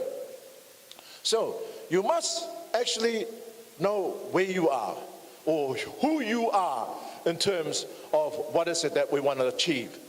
Okay, so it's no use having your hands on somebody else in order to keep you going. We have to be assured. Okay, we have to be strong in our situation, and that's the only way that I feel that we can be determined.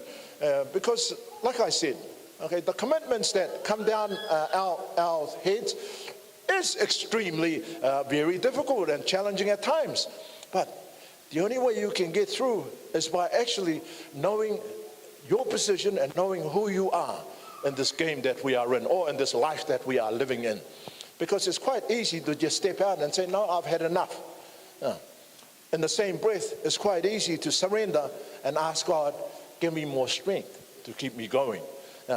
Okay, same, yes or no. It's quite easy. Like I said, this is a very real question for the church.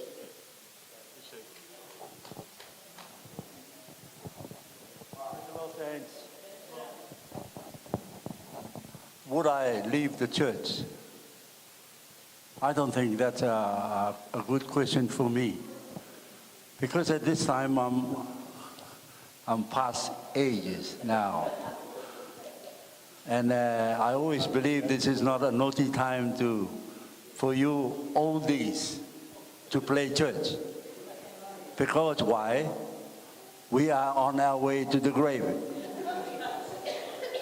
That's the reality of us as oldies. We have no time to play church. We need to have our antenna, get a good one that you can reach to the world, that your focus will be to God Almighty. I think that's the reality of this question. Would you leave the church? No. This is a goal that we all is heading towards. Tō mana koe, ia tātou e pārua te karukui i te kāresia, no te mea me tākura e tutua ni, te ere pūrua ra tātou kuro i te wārua, i te au mata i tino tātou a. Kare e tangata e mi te rare ka te ri e te anere. Kare te ia.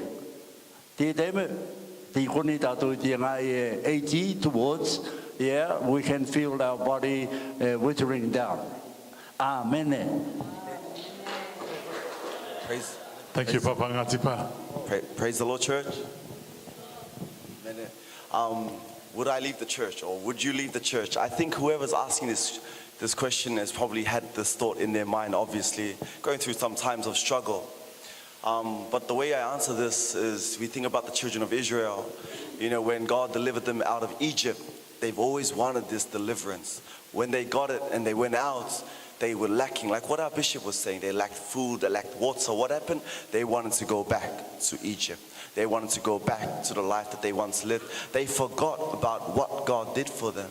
So I think each and every day, like for myself, I think the first thing is what Elder Api was saying, is to communicate to God.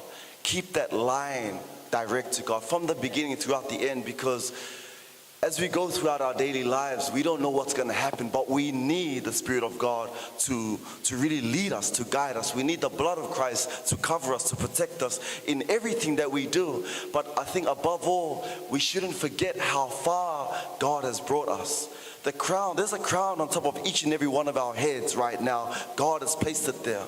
I don't know about you, but there's some times when I'm going to work and in my law practice, I deal with clients. These clients have real problems. They come, they need help. They're lost, they're broken.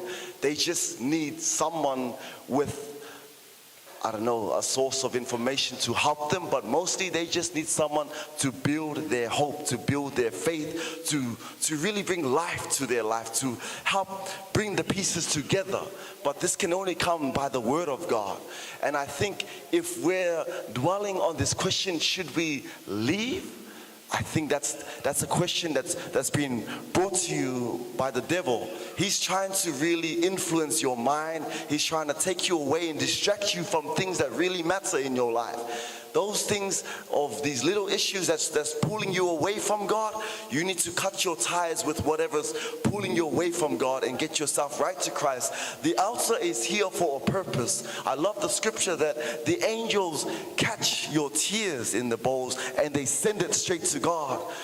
God knows our hearts, the desires that's there, but we gotta allow God to take control. We gotta allow God to have His way in us. Less of us, more of Him. Because if I don't do that, and sometimes when I don't start my day with God, I feel my day start to shake. I start to feel whoever comes into our office, the situation starts to shake, and automatically, it's automatic. I know, ooh, I gotta go back to my prayer room. I need to pray to God. Sorry, Lord, I forgot to start my day with you. And immediately, everything starts to get back in place. So don't lose that crown. God has given it to you for a reason. You mean so much to God. You are valuable to God. So that's the encouragement. Don't even let it get to your thought. Just continue to stay close by God. Praise the Lord. Praise the Lord, saints. Beautiful question. Hallelujah. Don't ever entertain of leaving the church. This is the true church. There is no other church. The others are just a religious institution. God has only one church. So if you're thinking of leaving, have a look at yourself. Where did you go wrong? The bishop gave a beautiful key verse. Hallelujah.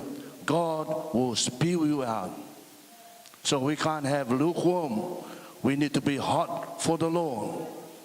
So it's a dangerous thing to entertain that kind of thought. That's why we need to cover our mind with the blood, with the anointing of our Lord and Savior, Jesus Christ. So to our young people, my encouragement to you is continue walking with our Lord and Savior, Jesus. Amen. Thank you, Elder. I guess before we hand over the microphone to Auntie Tina, I just need to clarify. The question is, have you ever thought of leaving the church? And if I read more into the question, I guess this person is wanting themselves to recognize the time and the reason why they felt that they needed to leave.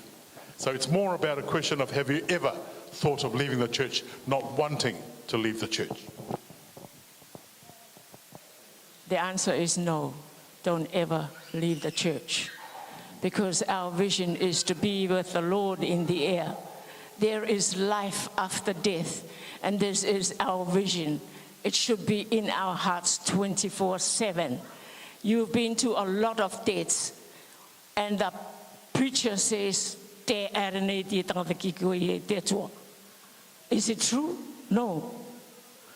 We want to be with Jesus. When Jesus comes back again to take his children home, I want to be in that number. To be with Jesus in the air. To be in the new Jerusalem. To be in the land in eternal life where God has made for you and for us. Despite the hardship we go through, get your knees on the floor and talk to God. Ask God to take that burden away from you. The thing is, we're not asking God to take that burden away from you, whether it's sickness or trouble or money problem or whatever. Ask God to take that burden away from you. There's no one else that you can help. Amen? There's a song that goes, since I met you, Jesus, my life has changed. Amen? And the focus for us is to be with the Lord. There is life after death, and there is eternal life in Jesus Christ. And it is taught here in this church. No matter how hard the teaching may be, the preacher may be, take the meat and throw the bone away. Amen. Thank you, Auntie Tina. Elder Alex. Lord, I think this question is asking us personally, did we ever think to leave the church? I think the youth of today need to know the truth. Yes, it did come to mind, because it was hard being the only one in the family left. No one, everybody else went this way. I was the only one over here. Did I ever think to join them? Yes. I grew up in the church with all the rules, with every teaching that we have. Don't do this, don't do that. Why? So it did come. I did entertain that thought. But again, wait on the Lord. I praise God that I stayed here, and now I find myself in a position that whenever that thought comes, before it was strong when it came, but now whenever that thought comes, we're stronger in Jesus. So our young people need to know the truth. Did it ever come to mind? Yes, it did. Amen. But how did you get out of it? How do you talk yourself into coming back to Jesus every day? The question was asked further earlier on about prayer. The Bible encourages pray without ceasing. You know, the worst punishment I get in our relationship is when we are not talking. You know, that silent treatment, that's the worst you can get. And the longer you stay away from talking to each other, the worse the problem becomes. Amen. So that's why we are being encouraged to talk to Jesus day in, day out. That's the secret. Praise the Lord. Praise the Lord, saints. I agree to Elder Alex. Yes, that's the thought that comes in my mind. Yes, I want to leave church. But there's only one thing that keeps me in this church is, if I leave church, God will take His glory out of me. The only thing that keeps me in this church is because I can see my blessing. My blessing is just right there, just waiting for me to go and grab it. Even though I'm the only one in my family here in this church. My sister is gone. My mom is in Achu. I'm the only one that's faithful to this. But Proverbs 22:6 says, train up a child in the way he should go. When he's old, he will never depart from it. But to be honest to you, saints, tonight, Satan, get behind. I'm going to stay right under the blood until he calls me. So this is a personal question tonight. Have I ever thought to leave church? Yes, I want to go with my family. I want to go see my brothers and my sisters in Australia. But I make the wrong decision now. That I stay there. Hold on to Jesus. Because Ephesians 6:10 says, finally, my brethren, be strong in the Lord and the power of His might. Praise the Lord. Praise the Lord, saints. To answer that question, personally, I would say yes. I say yes to that question. Born in this faith, I had no choice. Growing up in this faith, especially back in Fiji, we were in a foreign land. Growing up, especially in schools, peer pressure.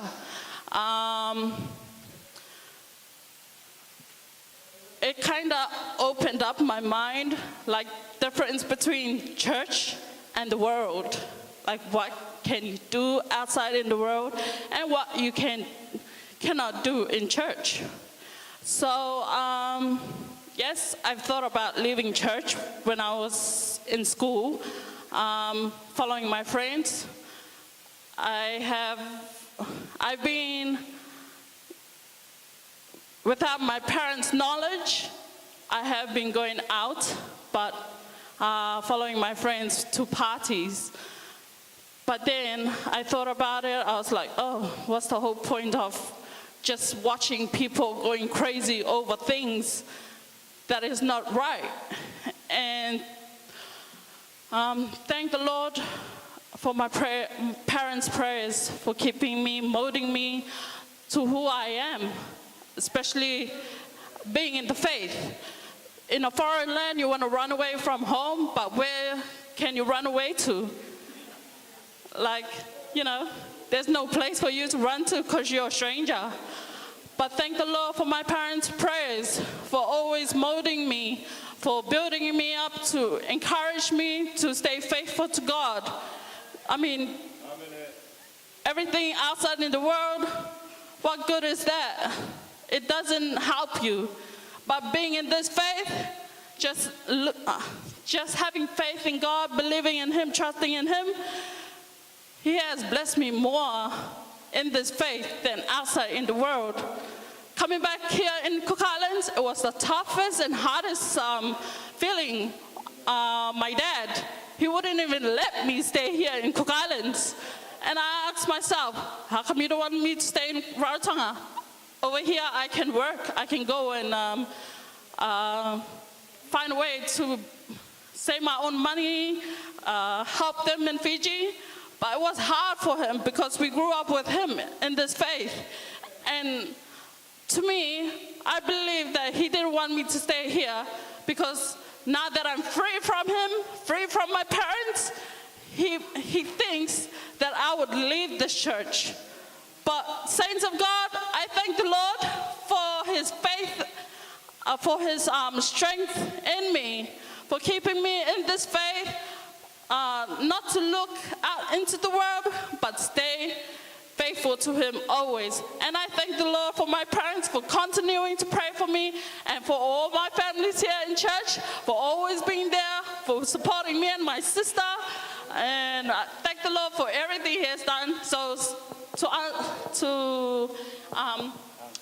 my advice to you young people, there is no joy in the world, but there is joy in God. Amen. Praise the Lord, saints. Yeah. The question is, have I ever once to leave church? To me, no. Because, before I came into church, I was out there in the world. And now I'm in the Lord. Because, since, I start coming to the church, I follow, everything what the bishop was, teaching us. And then I feel, I see the truth that's coming out. And I know where I'm standing. Because if I go back out, and I might end up, those who are spiritually, going to, because a couple months ago, my wife asked me, you don't want to come to New Zealand? I said no. Because sometimes, we get excuse, the church is too far, and we can't make it to church. And we get excuse, and they end up, miss church, and then things happen. And then maybe you might have a second thought, I don't want to go back to church, because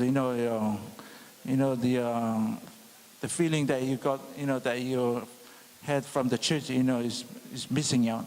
So that's why I don't want to go back what I did, what I used to do. I'd rather stay in the church, because when times come, at least I'm in the Lord. And those are out there, they were in the Lord, they were out there, it's hard for them to come. They're going to end up looking around, am I, be one of those, be saved? So it's too late. So rather stay in the church, because you know the truth, and stay till you end up in the church. Praise the Lord. Thank you, Elder Tony.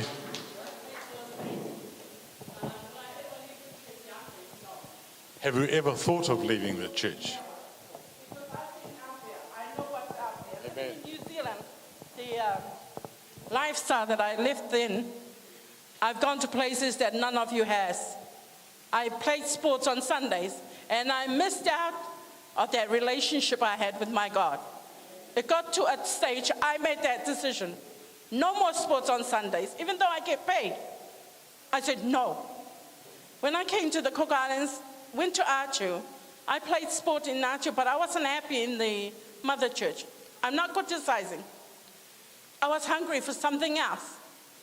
Then I remember coming here, and Bishop and Mama hosted me and my husband to stay in the Rarotonga hostel, and I came to church. Hearing the word convicted me, this is where I should be. And I don't want to leave. My children asked me, Mom, why did you go there? And I say to them, taste the goodness of God. I've tasted it. And I don't want it to drift away anymore. I'm staying where I am today. It's very hard because your children are not in the Lord. But we keep praying for them. So I'm instilling what I feel inside of me to my daughter. She's the last hope. I say to her, be examples. Mommy and daddy's being examples for your siblings. You have to actually stand firm and tell them to come and taste that goodness, because I've tasted it. I do not want to go back into that world where there's gnashing and weeping and crying and a lot of oppression. So thank you, Jesus. Yeah, one last comment on that question to Papatiki, and then we'll move, because we haven't even made a dent in this yet.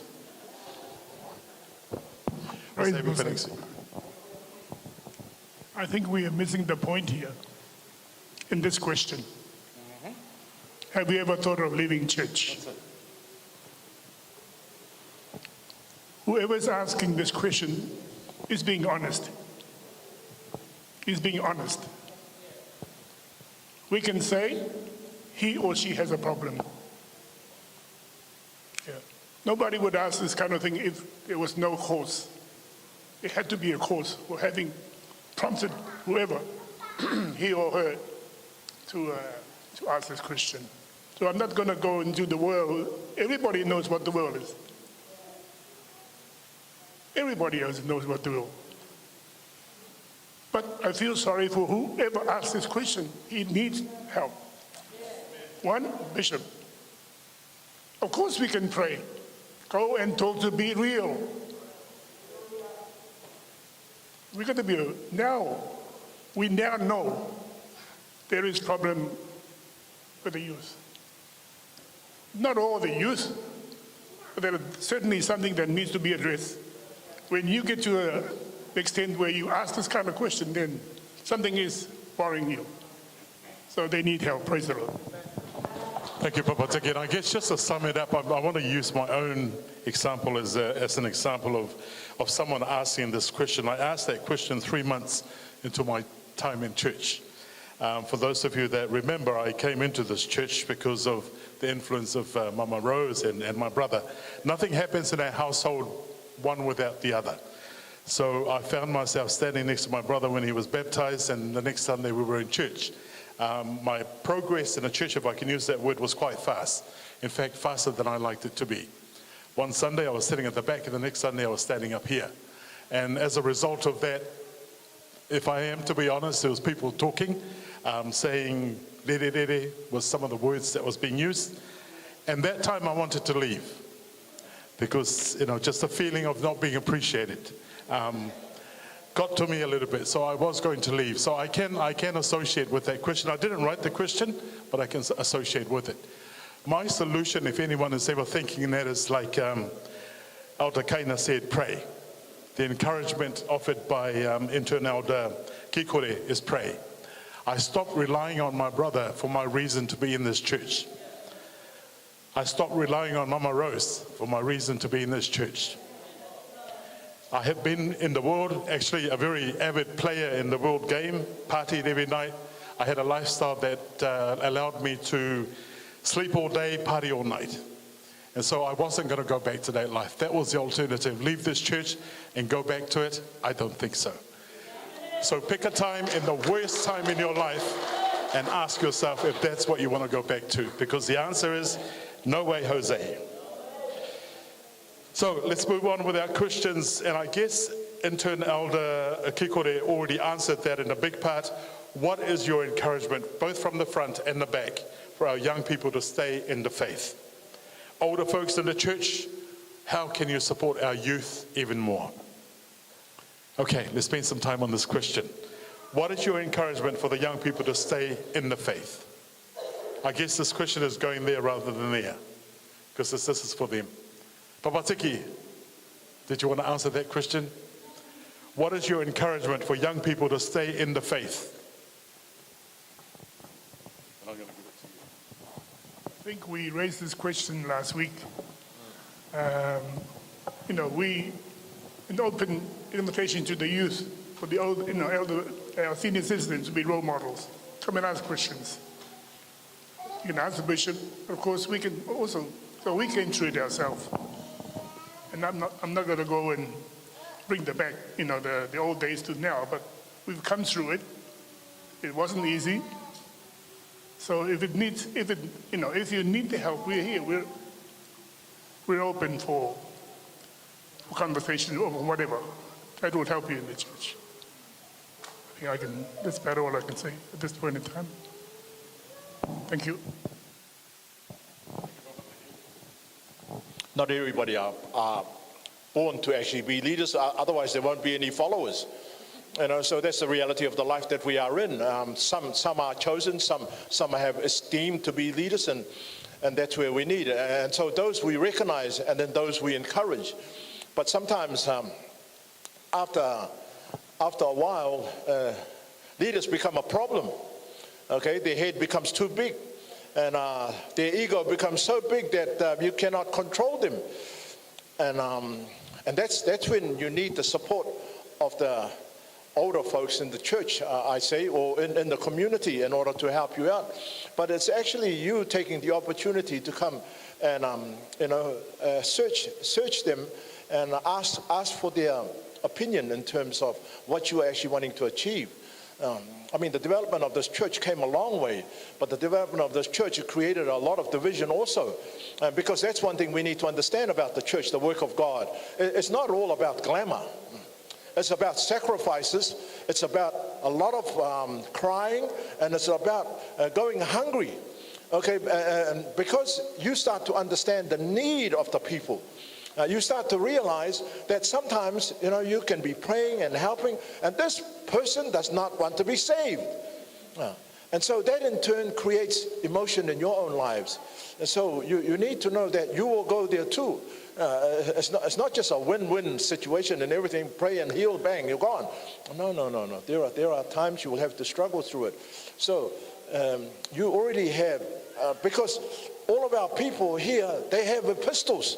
They are the living epistles of the oneness doctrine that was actually established here by somebody we knew nothing about. But yet, that one God would reveal it to him and will grant it to our ears.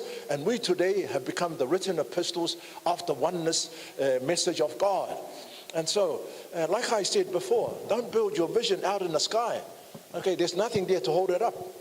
You've got to build your vision on something that is concrete.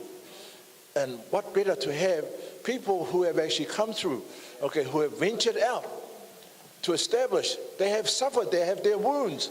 And they have also their testimony to give us. So those are the things that builds what we are in today. And I think that's what we need to understand in our walk. Like I said, yes, we all talk about, I'm sorry to say it, but we all talk about your prayer, fasting, and it helps at all. No. The real life tells you, okay, sometimes you put prayer aside and put the altar away, and then you got to go and work. And the world that you work in, okay, it's not a very lovely and beautiful world. The world you work in is actually full of abuse, chaos, and disaster. But you have to be the one to put an order to it. So it needs a lot of work, and the challenges are there. But like I said, you're not the first to face it. Others have come through and gone on. Until we learn from them, or until we desire to pull out what knowledge they have, then we will be a failure. Sorry.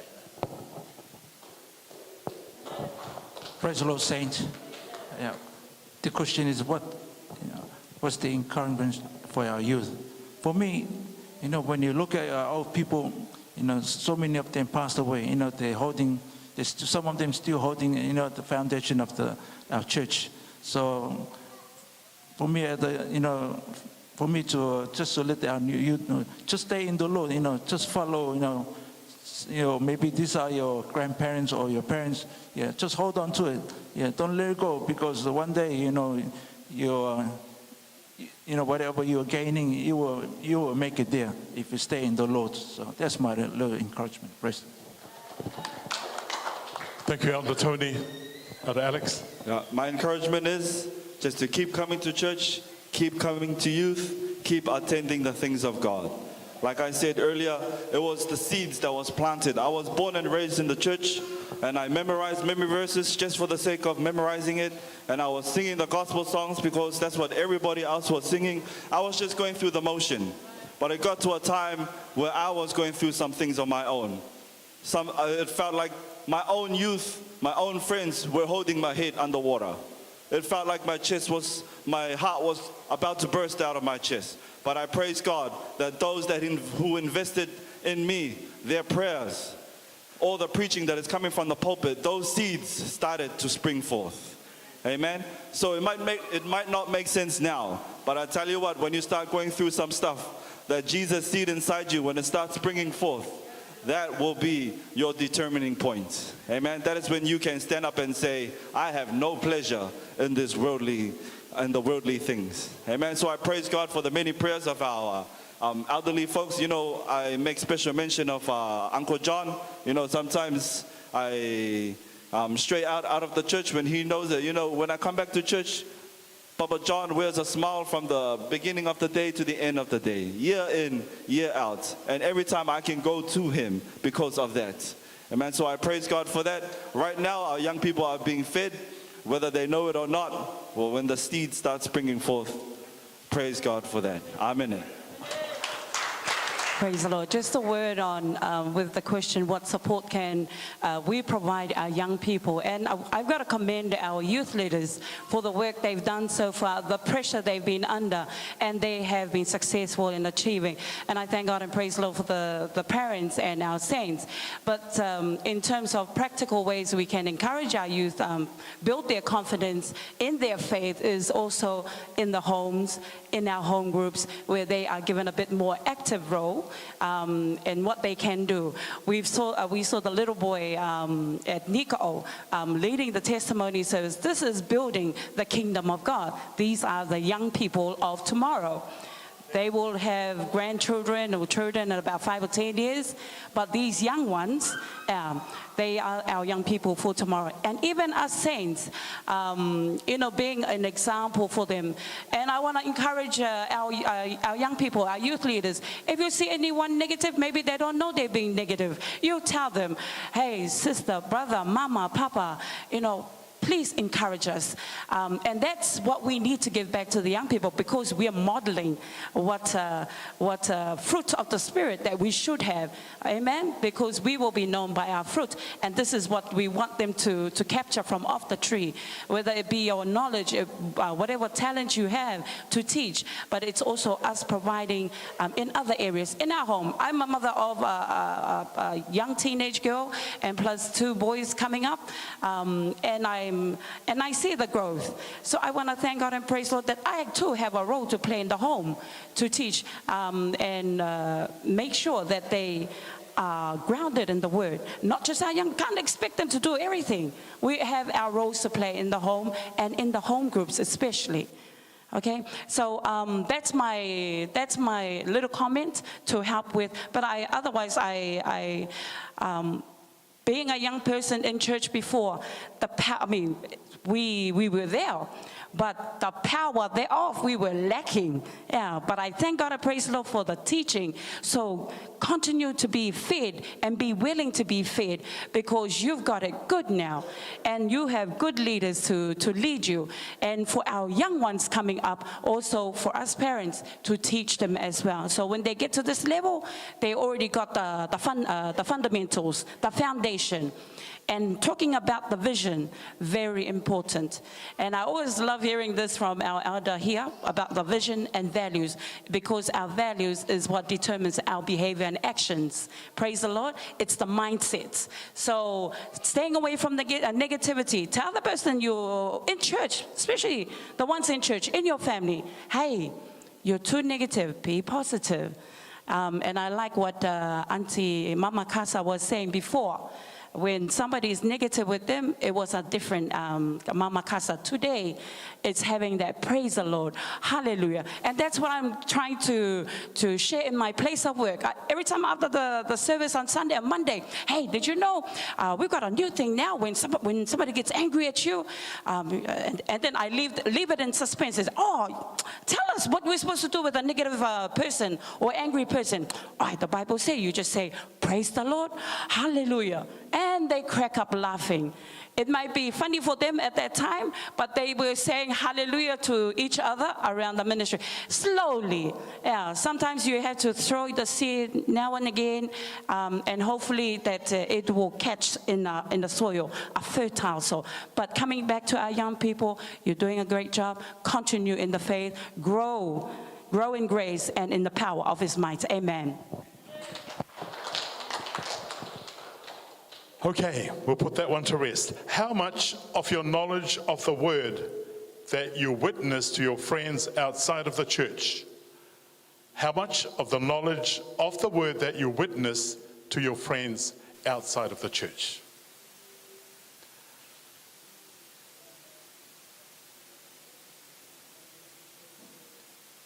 The suspense is killing all of us. Elder Alex, you can lay this one. Come on. How much of your knowledge of the Word that you witness to your friends outside of the church? Or anyone in the church? Or Can you quote an example?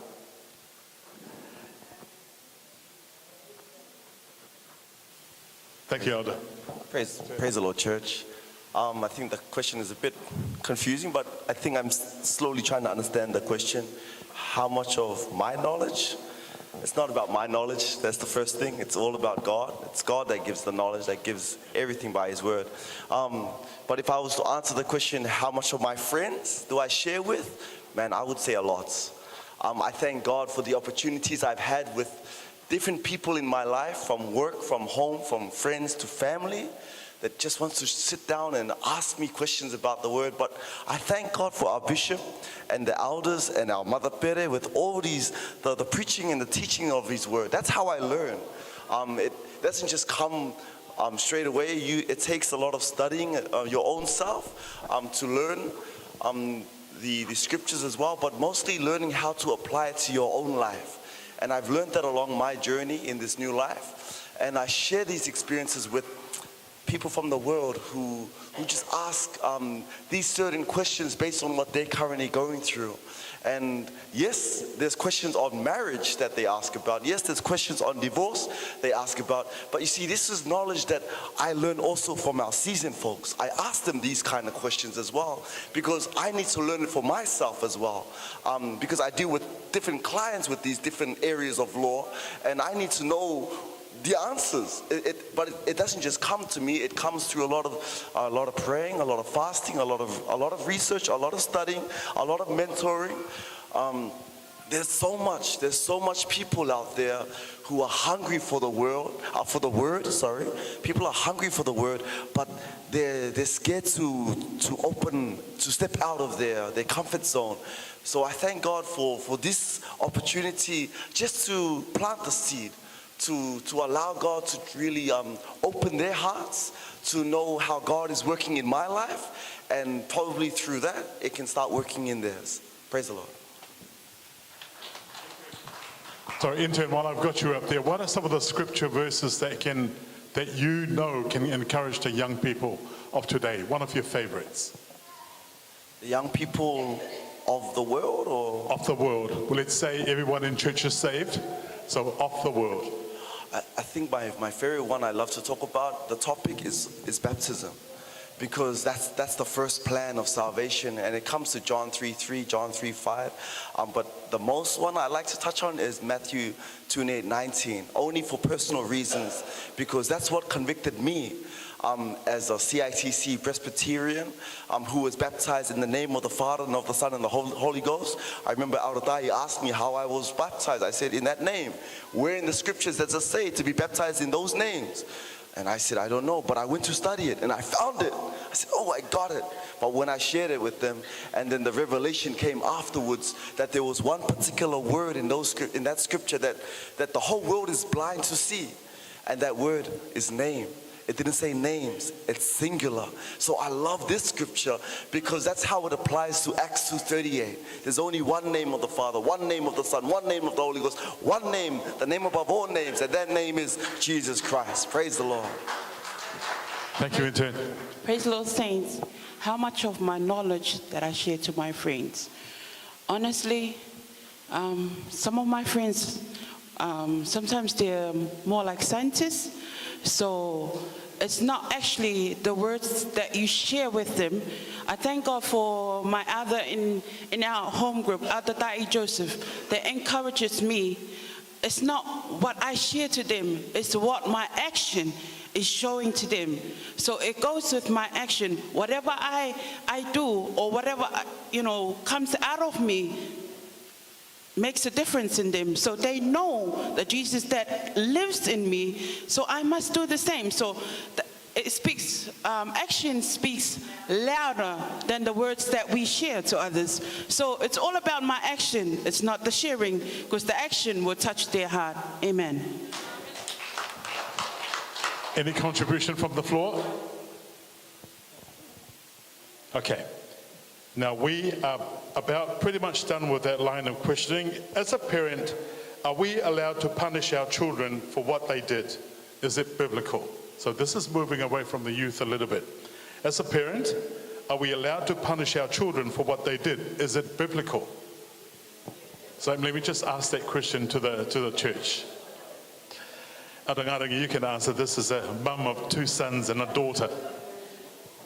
Yes, because if I spare the rod, then I'm just helping them along to a wrong path. So I need to make sure that discipline is disciplining of them. Not during my days, it was physical discipline a lot, every day. That was my cup of tea, lunch, and dinner, because that's how lovely my nature was at the time, and I didn't stand down. But I thank God and praise the Lord today. I try not to physically discipline my children, but it will happen. When they go beyond a certain line that they don't see it sometimes, but it's there for them to know when the smack comes. So yes, definitely, you have to discipline. Otherwise, how are they supposed to learn? Amen.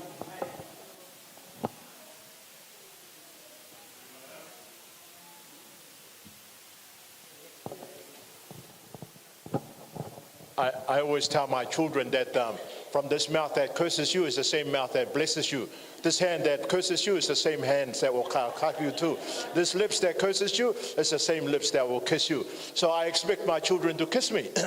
And that's how I've treated my children. And one thing I tell my children, the altar is very important in my life. If you do not adhere to what I say, I'll just place you on the altar.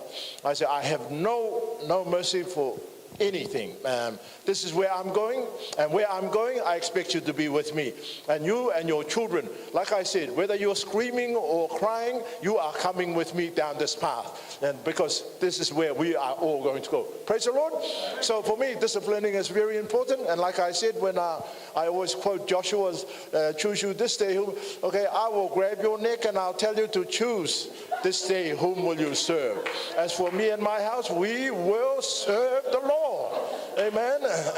And that's how I live by. And yes, my boys are still in church, and my grandchildren are in church because I expect you to be in church. And I always tell my children, confession is very important. Okay, confession is very important, even in prayer. So I tell them, even my wife is my wife. Amen. Praise the Lord. So that's what I do in my household, and I teach that and I encourage that. So I'm sure every parent tries to teach that and encourage that.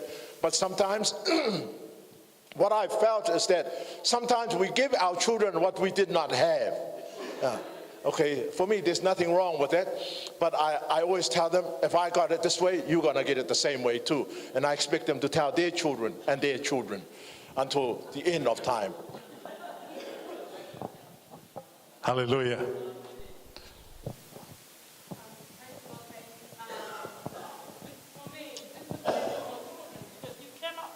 Let your child go wild. I'm a very strict mother. Even though I wasn't in the faith before, my older children, I discipline them. I warn them. First warning, second warning, third warning, guarantee you will get a spanking. This is in New Zealand because we're not allowed to hit our children. I had to do it because they were following the world, the things that I didn't teach them. I'm a home kind of person. I love going to church, to a few activities, but not overboard. But my children want to go from here, there, and I said no. So I used to discipline them. If they step out of line, they get it. And then I explain to them, what did mommy teach you? I did it with Juliana. She always said to me, I'm a mean mom. But I said to her, I want you to be better than your mother. Because I went down the road with no mother. I was adopted, fed out. It wasn't easy. And I said to my children, you don't know what you have. So since I've been in the faith, Juliana has grown spiritually. And I keep instilling in her, read the word, study the word, pray. The day you leave God, the day your lights will go out. I'm sorry, that's how hard I am. That's the kind of mother I am. Because 2 of my grandchildren did it. It doesn't matter how I feel inside, but they're still my children. Amen. One is in the world, in a relationship, and that broke my heart. The other one ran away. I didn't tell Bishop. By the grace of God, Maddie went back. She was out in the streets in Sydney for 2 weeks, roaming. Because these two grew up with me in the Word, but my daughter pulled them out without my consent, who raised them. To this day, even though I'm the grandmother, my love for those two is still there. So I never let them get away, even when they were here. When my older granddaughter strayed, ran away from home here, I had to ask for Bishop's help to talk to her. Twice. Still taringa turi, because they think the world is good.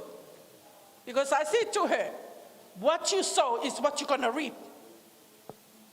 This is how I talk to my children, from the oldest to the youngest, to Juliana. If we don't instill the Word of God in them, they will stray. We got to refrain them from doing the things of this world. The music. Some of the programs they're watching is not applicable to their age. So it's up to us parents.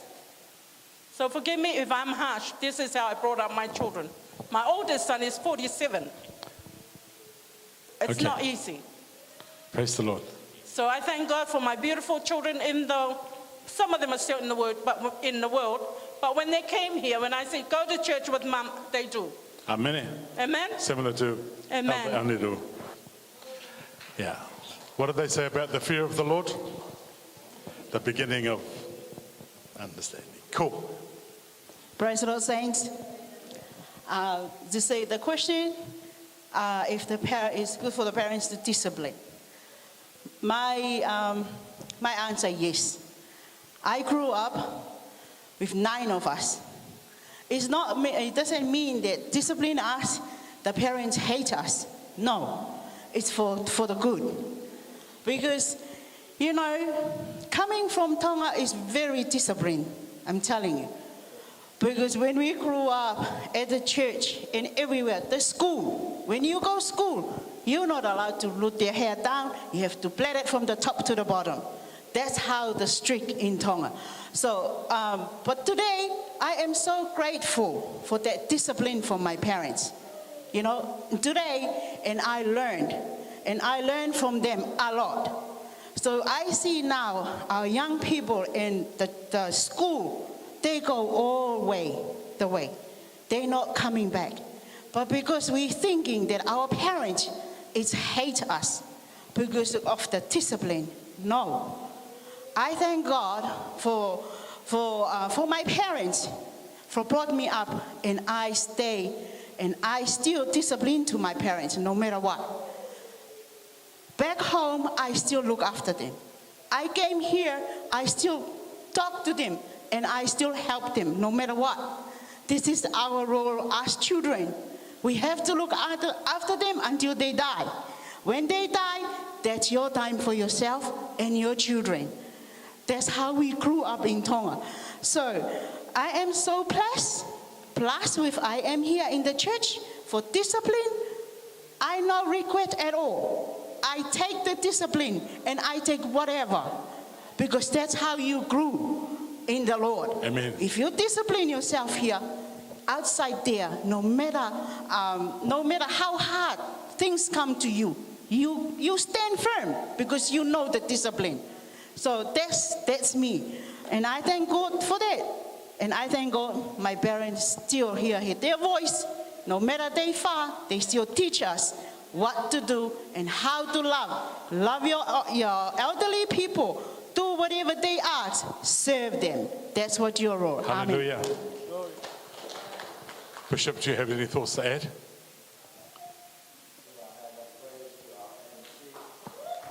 Hallelujah. Give a hand of praise to all our youth executives. And for everyone on the floor having the patience to ask, to answer, and to remain silent and listen. Hallelujah. Give a hand of praise one more time for us all. Thank you. We'll save the rest of the questions for next time. Can we say amen? Thank you. Let me leave you with this. Hallelujah. Really appreciate all the questions asked, and and answers delivered. Hallelujah. If Jesus in John 8 at verse 31 says, if you continue in my word, then are ye my disciples. Then you'll know the truth, and the truth shall set you free. You got to stay with it. You found the truth. As Elder Andrew said, this is a new thing on the rock. You have no idea what we went through 30 odd years ago to today. You're on calm waters. You're in fair weather. And those days were rough and tough. But like the new song that we have learned, hallelujah, all my life you've been so faithful. Oh, that's a beautiful song. Thank you, Jesus. Hallelujah. Just a word you stick by there. So I knew it was a real tough challenge, stepping into another canoe from the other one. But I had to be tough, hallelujah, to survive. Hallelujah. And I leave you with this scripture. Take it home with you. Proverbs 27:17. Don't look at it right now. Hallelujah. 27:17. Iron sharpen iron. Na te auri, ya ka kui I te auri. Hallelujah. What toughens you is the more challenges, the more tests, the more trials, the more temptations, the more persecutions. You don't back off. You don't stray to the left. You just face it bluntly. You got to go through the storm. Get into the eye of the storm. Hallelujah. So I thank God for the courage taking that iron sharpen iron. It'll sharpen your mind. It'll sharpen your character. It'll just make you fixed and firm, unmovable, steadfast to the very end. Young people, if you head that way, you're on the right course. Hallelujah. Nā te auri. E ka koe te auri. So nā ora e pau I te rino. Me te kapera koe te auri. Then you are a weakling. Just take the bull by the horn. You survive one, another one is coming, stronger. And survive, and some more coming. More tidal waves are coming. And you stay on top of the crest of the wave and overcome all. Hallelujah. So don't be a weakling. Hallelujah. For Jesus' sake. Or your bishop's sake. For Jesus' sake. Hallelujah. Can we say amen? Give one more big hand of praise to God. Hallelujah. Glory. So be a champion. My word of encouragement to the youth. Hallelujah.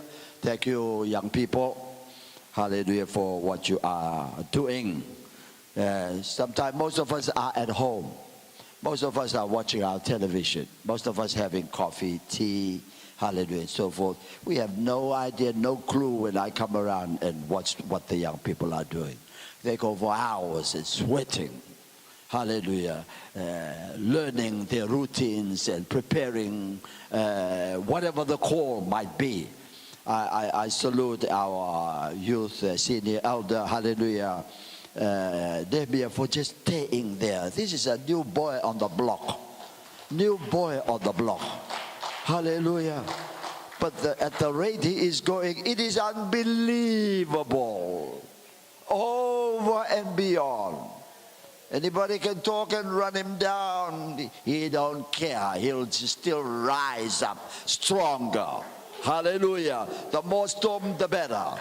I love his spirit because he's going to blow the wind down. Yeah. So I salute my elder. And another thing, he's very humble. Every issues that he encounters, he bring it to me and pray. And after he goes into counseling those families, we're sleeping at home. Sometimes we're good at talking. We don't know what they are going through. Hallelujah. Thank you, Jesus. So we marvel and wonder, the growth and the revival in Nikau. And That's the fruit. That's what they've been doing. Hallelujah. People trusted. Karetawi, unwavering, not double-minded. They cry when a soul is going out or whatever. And they'll keep pursuing after. That's a kind of leadership. He didn't need the bishop to be there all the time. He can go out on his own, out in the deep ocean, nobody there. Hallelujah. That's a sign of good leadership. And we've all come through Ta'ima, Aniruma. Yeah, we came through that. We learned all that. Hallelujah. And we thank God that others are picking it up. And I'm happy for my son Alex too. Amen. I thank God they blessed their mama today with a beautiful gift for Mother's Day. Thank you, Jesus. Amen. Yeah, we have to love our young people. Hallelujah. We have a council coming up at the end of June. And they got a outreach coming on at the end of May. It will be the last one before the council hits.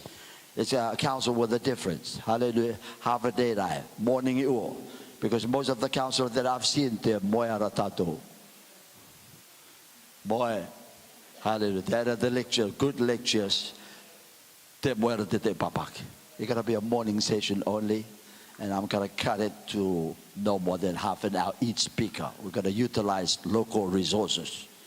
Whoever gets here, they'll be our teachers from experience.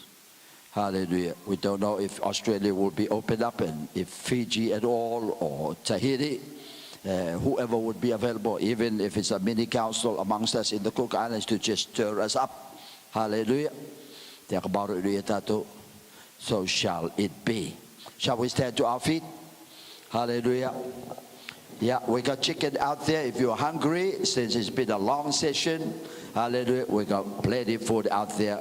Sit and relax and eat. Hallelujah. We'll get some hot bread if there's no taro, no kinaki. Thank you all. Thank you, Ko, for the leading tonight and those who participated in our order of service. One more big hand of praise to our God. Thank you, Jesus. Love you, Lord. Honor you, Lord. Glorify your holy name. If we're still on live stream, we love you all. Thank you for joining us. Hallelujah.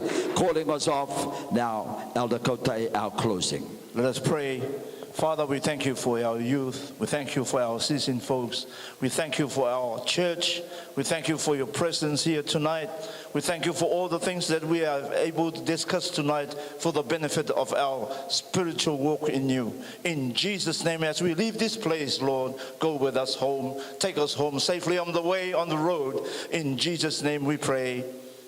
Yes and amen. Yes, yes and amen. Yes and amen. Whoa. It is so. It is so. Yes and amen. Everybody say yes and amen. Everybody say yes and amen. Whoa. It is so. It is so. The grace of our Lord Jesus Christ be upon us all, both now and forever. Jesus our Savior.